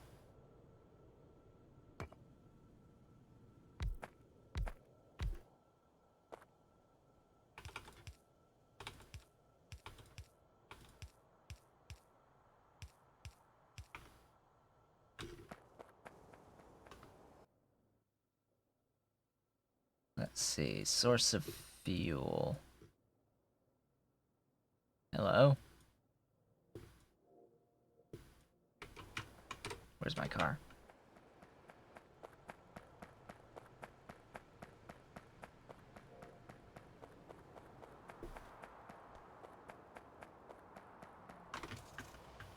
Ultimately a pretty simple fix, but required.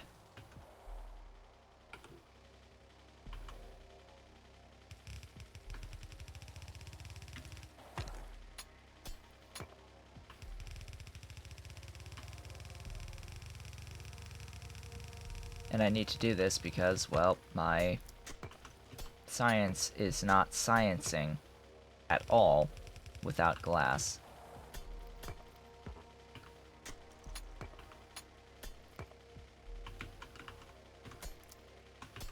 Have to let my science science.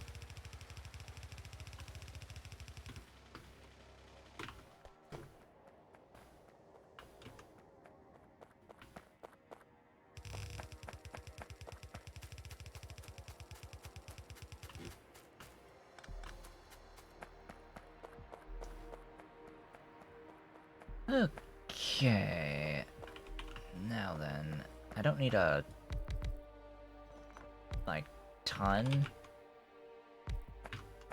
of fuel, but it does need to be non-zero.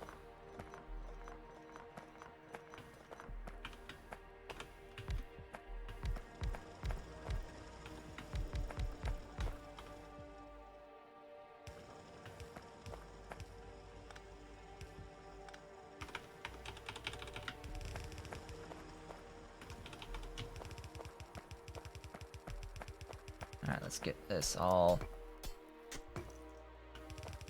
ran. There we go. Then it's just power to the inserters.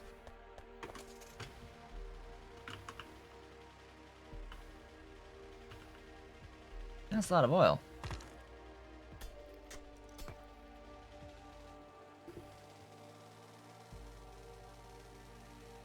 Note that I haven't given any thought whatsoever to tailings and processing the tailings.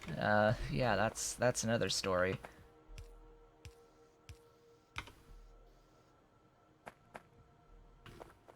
Now it's just waiting on the coal to come down. While I'm out here, there's a couple things that I wanted to do. In particular...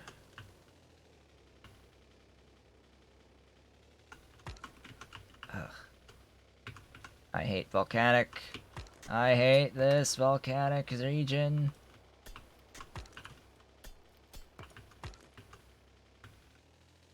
This entire zone can suck it.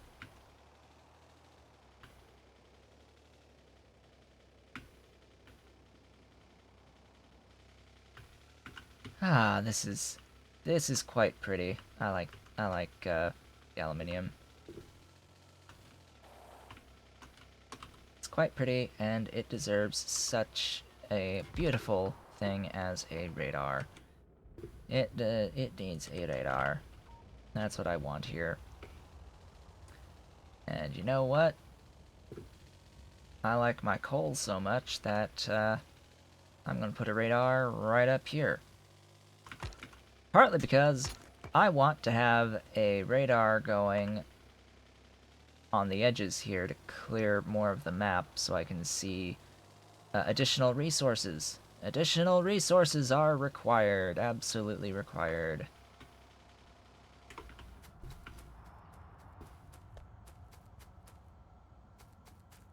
And the other one, right there. And this is not moving because I have no more need of coke.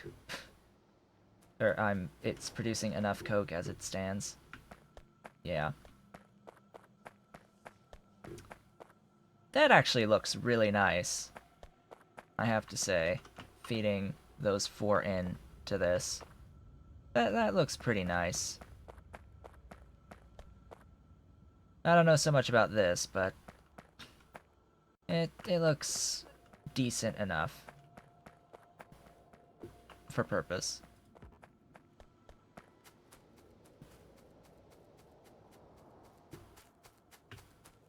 And then, yeah, screw you on the coal dust. Oh boy.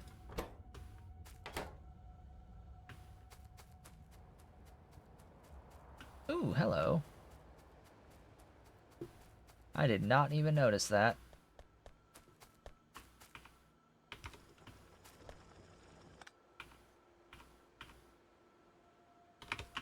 There we go. Gotta make sure everything has power. Now, while I'm up here, I need 60 glorious thingies. Mining drills. Miners. 60 glorious miners. And space for them.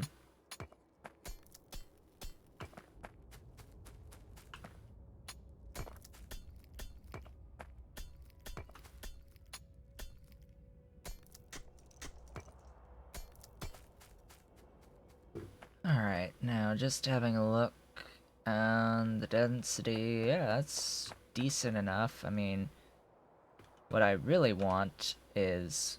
Excuse me.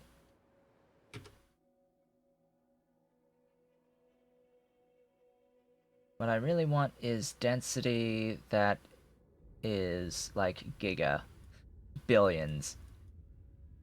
When you have patches with over a billion, it goes from 8.4 big M to like 1G. Which tells us that on the map, that big M does not stand for million. That big M stands for mega. Which the big G also stands for giga. Mega being the equivalent of millions, and giga being the equivalent of billions. Of course, the next one being tera, and then peta after that. But I've not seen anything above G. I haven't been so much of an explorer to see ore patches beyond G. So how do I want to do this? I want to make sure that my mining drills are on the densest parts. So if I'm going to be trying to fit 60 of these in, let's do...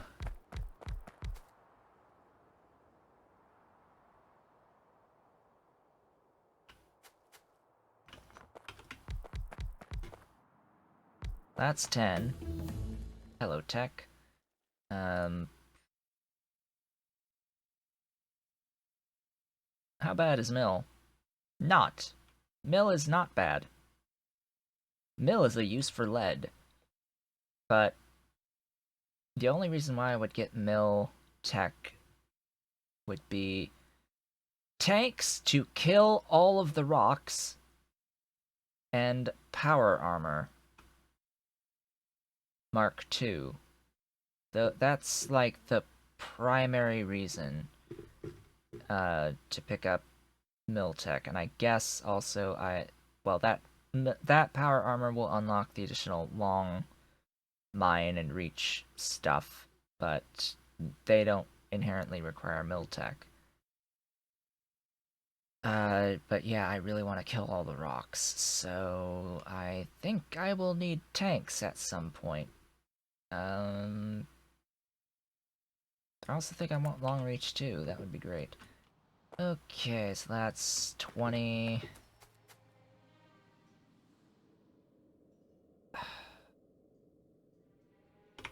Okay, let's not orient this way then. Let's do this as 10, 20, 30, sorry, 30, 40, 50, 60.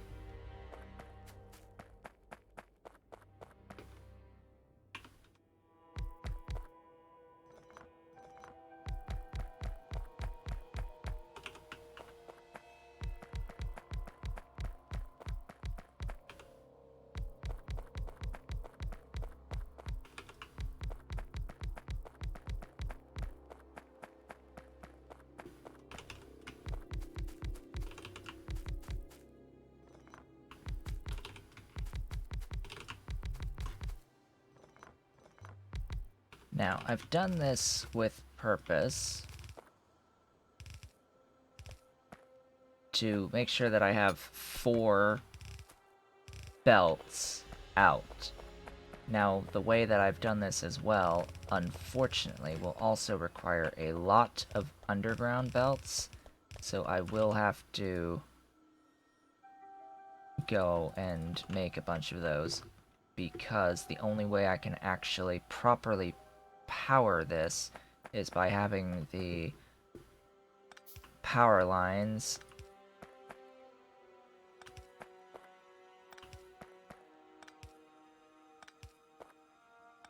in the middle of the belts.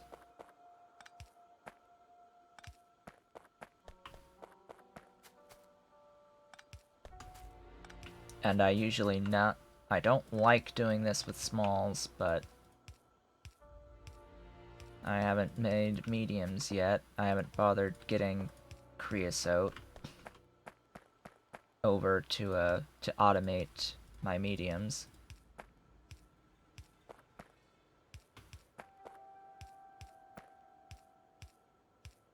And it's a bit of a pull on the steel as well. Now, speaking of power, I think that I will simply take this, put it here, and start running south.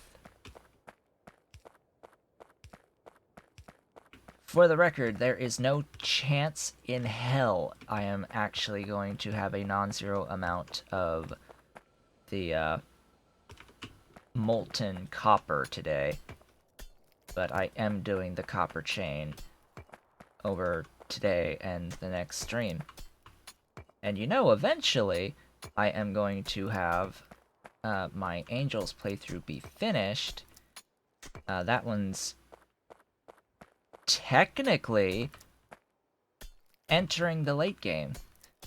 Because I have all of the various different types of science before doing rockets, so I'm almost at the point of rockets, so it's not gonna last a lot longer.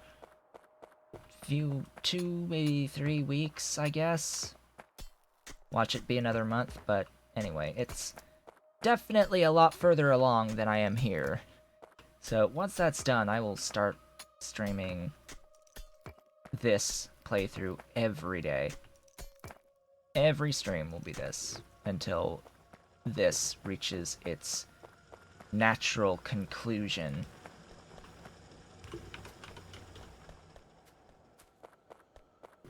And I apparently did not put that there. Okay. Looks like we're good.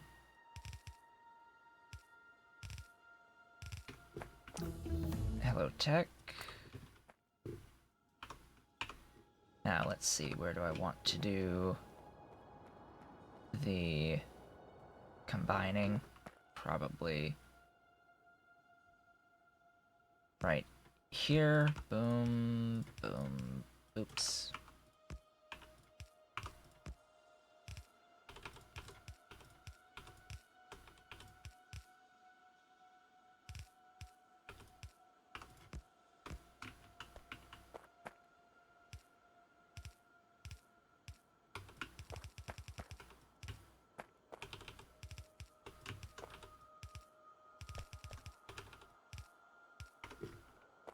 Ta-da!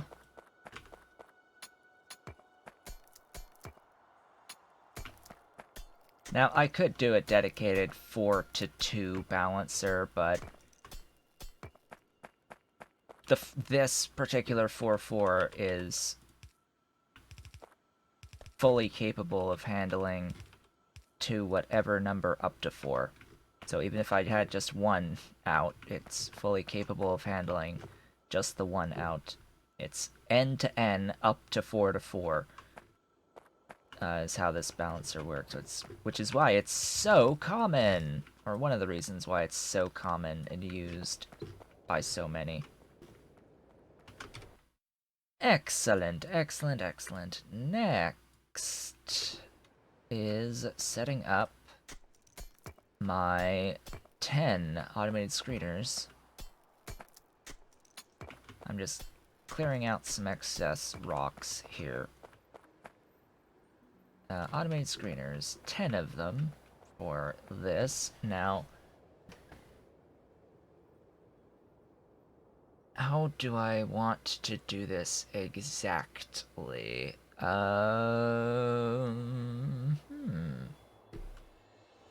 Because I could do a line of 10. Don't get me wrong, that's perfectly viable. That is very viable. I could just do 10 in a row. Or I could do 5 and 5. I made note that this will output a full yellow belt of G2, and then I have to consider the other stuff. So it's 20% more than 1 yellow in outputs, so it's probably a good idea to split this.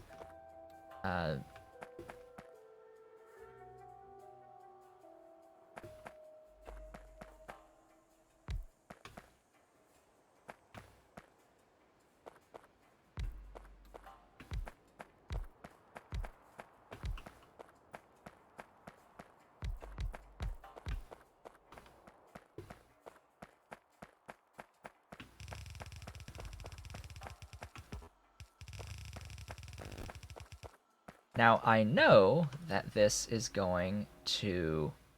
Oh, hello. Oh, I'm not looking forward, or I should say I am absolutely looking forward to doing the chromium processing, and the lead processing, and the nickel processing, and the zinc processing, and the uranium processing, and the titanium processing that I still need to do.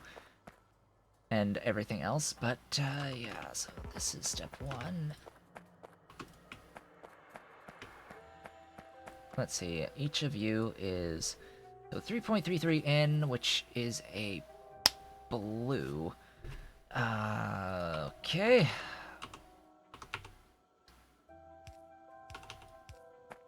Speaking of blues,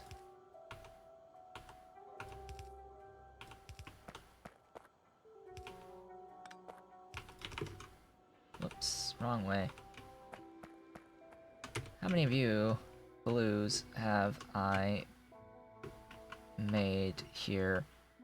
You are at 200 of 200. I am going to go and grab you. Holy moly, that is absolutely required. I need all of those, every single one. I will not have to worry again about inserter speeds because holy crap, that's a lot of inserters. I want those. Oh, the benefits of fixing, or improving, I should say, my Duralumin production. Oh, man, this is looking a heck of a lot better than what it was.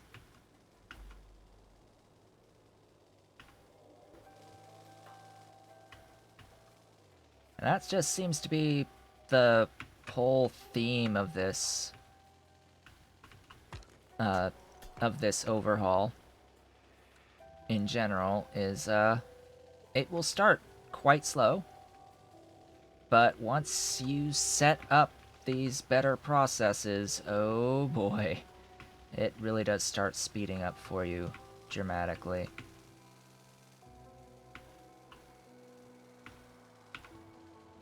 It makes a big difference. Of course, I honestly think it's straight up too slow. I mean, what is it with all these Factorio mod makers? It's like the vast majority of them make great mods, but they're so slow. They're so slow. Like, I would love to fully experience Omnimatter. I mean, that would be, from what I've experienced of it so far, it is a pretty decent set of mods that really extends the it extends angels. Essentially, instead of having a whole bunch of different ore types, you only have one, and that one gets converted into everything else, and it forces you to focus on design instead of having to go out everywhere spaghettiing across the map to get a whole bunch of different resources that you may or may not actually have. Now, again, why are you not moving?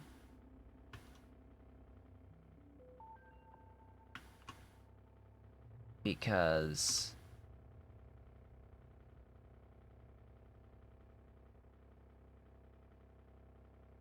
Oh!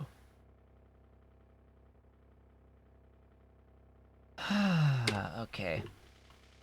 It's a lane issue. It is exclusively a lane issue at that point. Sure, LTN. Why not? I've never actually used LTN, but I'll pick it up anyway.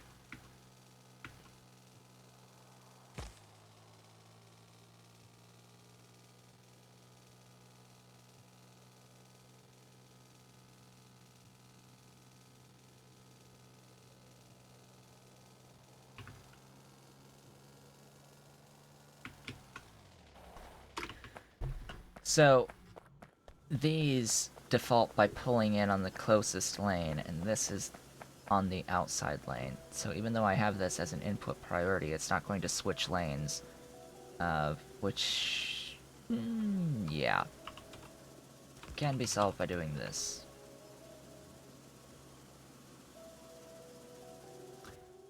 Output priority right. Okay. And that gets everything moving again.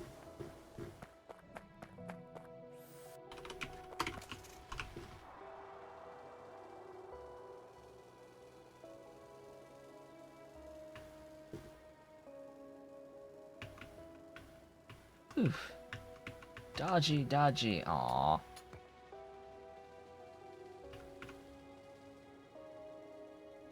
Oh hey, it's stone.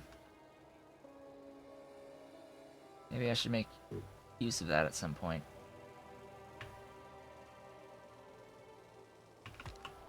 Hello? Rock? Rocks? Plural? Get out of my way.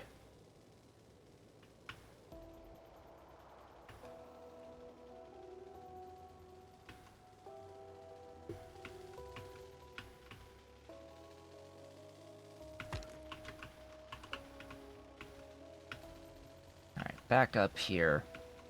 Now that I have all of the fast inserters, all of them, my glorious inserters.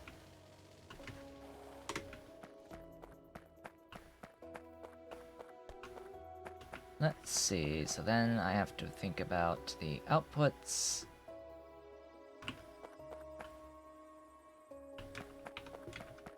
I would prefer if they were balanced. And the only way to guarantee that they're balanced is to do something like this.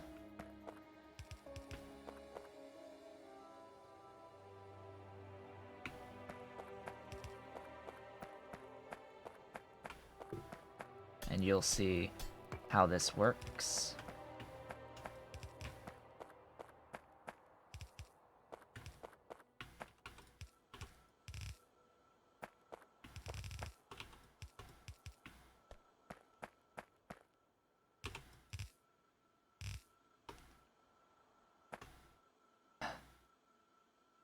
So, how this works is that these ones on the outside will output on the outside lane. These ones, no matter what side it puts it on here, are going to always end up on the inside lane.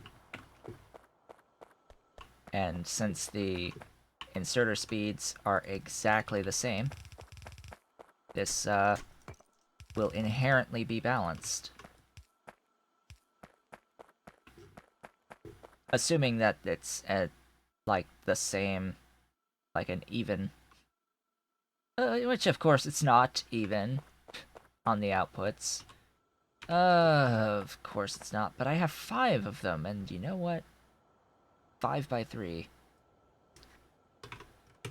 is still an odd number, which, of course, it's still an odd number, but it's all going to end up being filtered anyway into things. I'm assuming that this is here. Let's filter the G1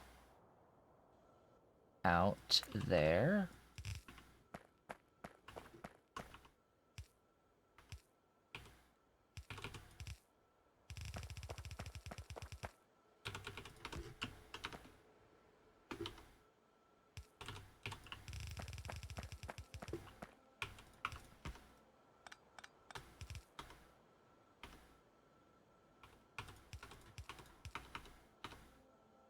Congratulations, that's a belt balancer.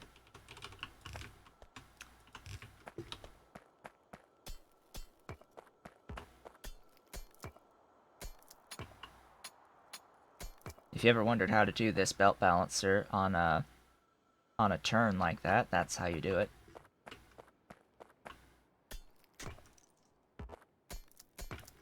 That being said, I may need to keep extending outwards because I can't go backwards here. Because the next step is jaw crushers. All of them. All of the jaw crushers. Now, where are my jaw crushers?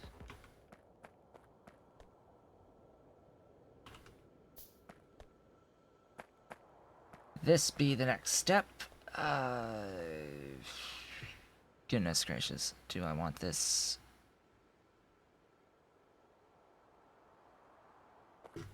here and this way, or do I want it just here and out?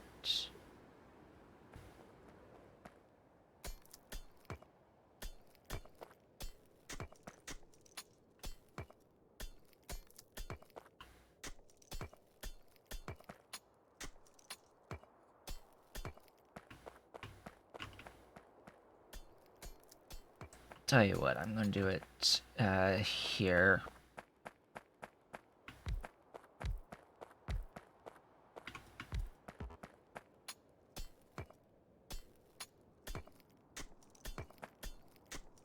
Lots of rocks to destroy along the way.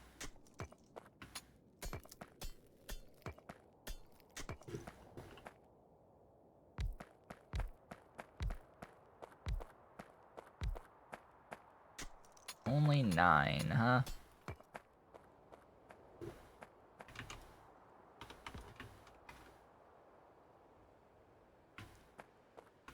Let's see, 12, 15, 18. Oh no! Oh noes! Water!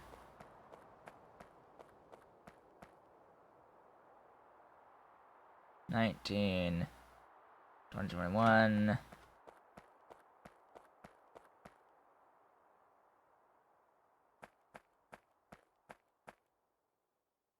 To 3, 24. Ugh.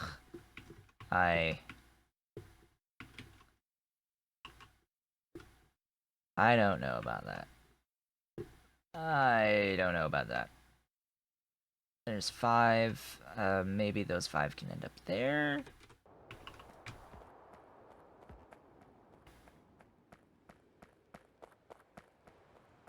Good luck scaling this, by the way.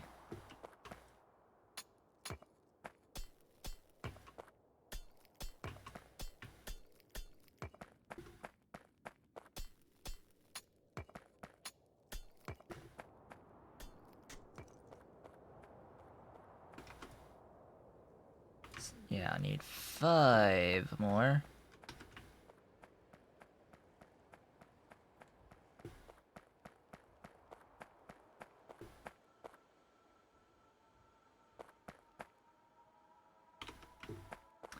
So, how to feed?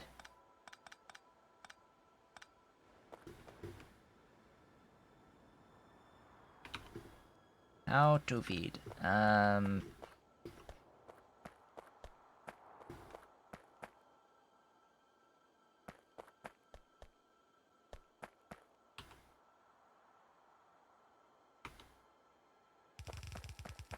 Well, this is what is absolutely required. This line. This line has to be a thing. Step 1.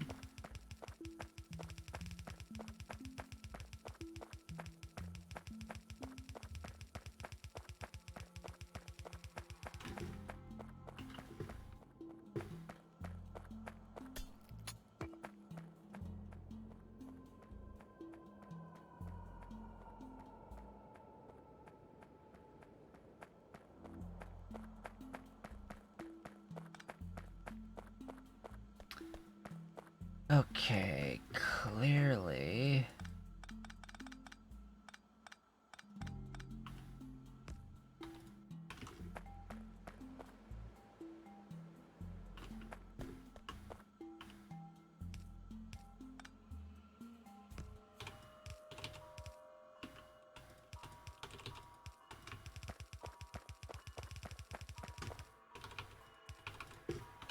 And there we go. Now, unfortunately, I can't jump over this. I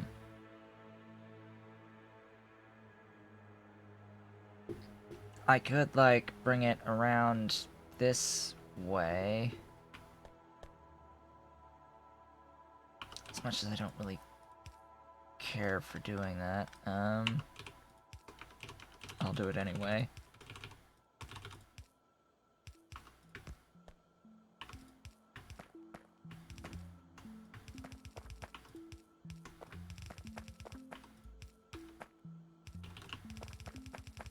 That way I avoid having to go belt all the way down the line. And, also importantly, is that these are going to be giving me a bit of the grade 2s as well from grade 1s.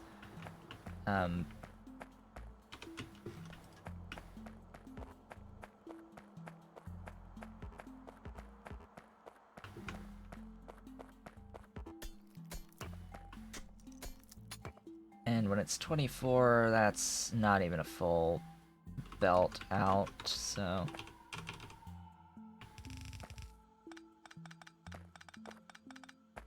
And am I going to do the same thing with the reds? I think I am.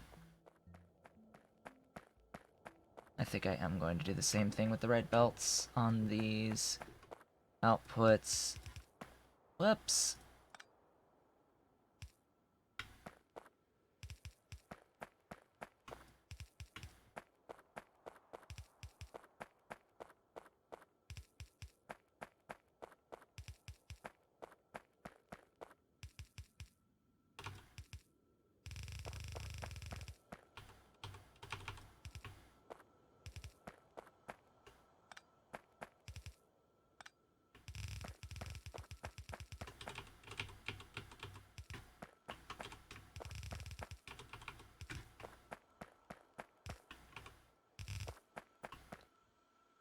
Alright, and then it's get rocks.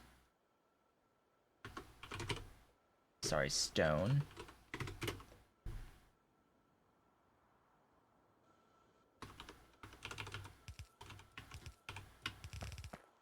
Out here. And hey, guess what I'm going to do with stone? I need nowhere near this much, by the way. It's going to be made into these. Yeah, 20 per second per machine. Which is like the...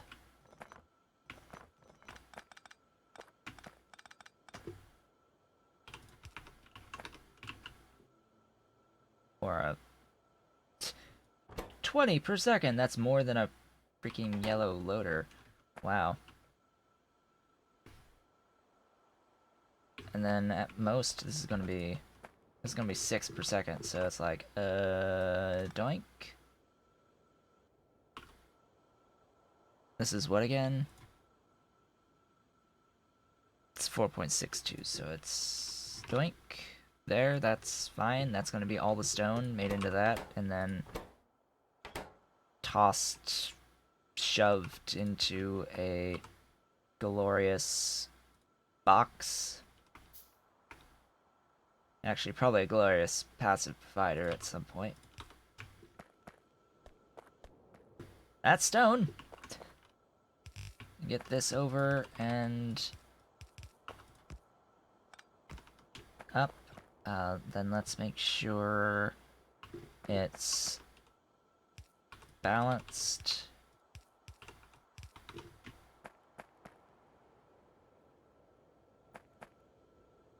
Should probably make sure that it's balanced even before going into that, but meh. Meh! Meh, meh, meh, meh. Okay, the next one is a 12 screeners. Which I think I also, in this step, have to deal with more than one yellow belt in outputs anyway, as well, so it's the same, going to be the same setup, except one longer, as down here. It's gonna be a 1, 2, 3, 4, 5, and 6. It only has a single line in for this, though.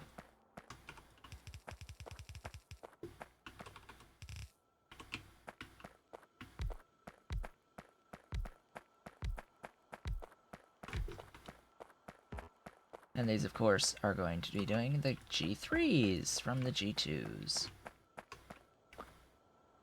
And then these will, of course, output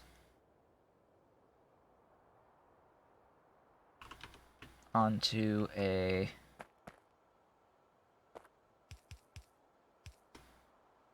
that's a little unfortunate, but sure, I'll go with it.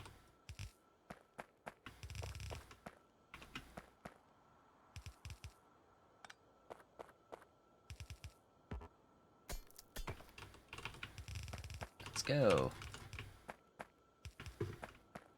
There's that.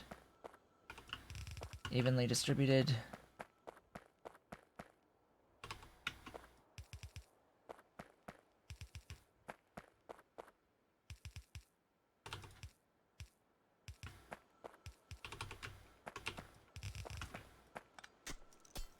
rid of the rocks. And it is very much getting to the point where it is time to be wrapping up the stream, which is a bit unfortunate. But, yeah, so what has got done today? What has been done? Why did I turn there for some reason? I don't know. Well, today I set up the aluminium casting, which has given me a lot more Duralumin overall, because I now have the aluminium plates to basically catch up with my demand for the Duralumin. And in fact, I added another normal machine creating Duralumin from these plates. But as you can probably tell, my copper's not looking so hot at the moment, which is why the next thing I'm working on is true copper casting through this process here. I have managed to set up up to the G2 processing into 3. This is not even remotely close to being finished, because then I have to do the processing into G4 and then cast the G4. But I think this is probably going to be where I end things off a bit. What I will do is I will see here, this one is the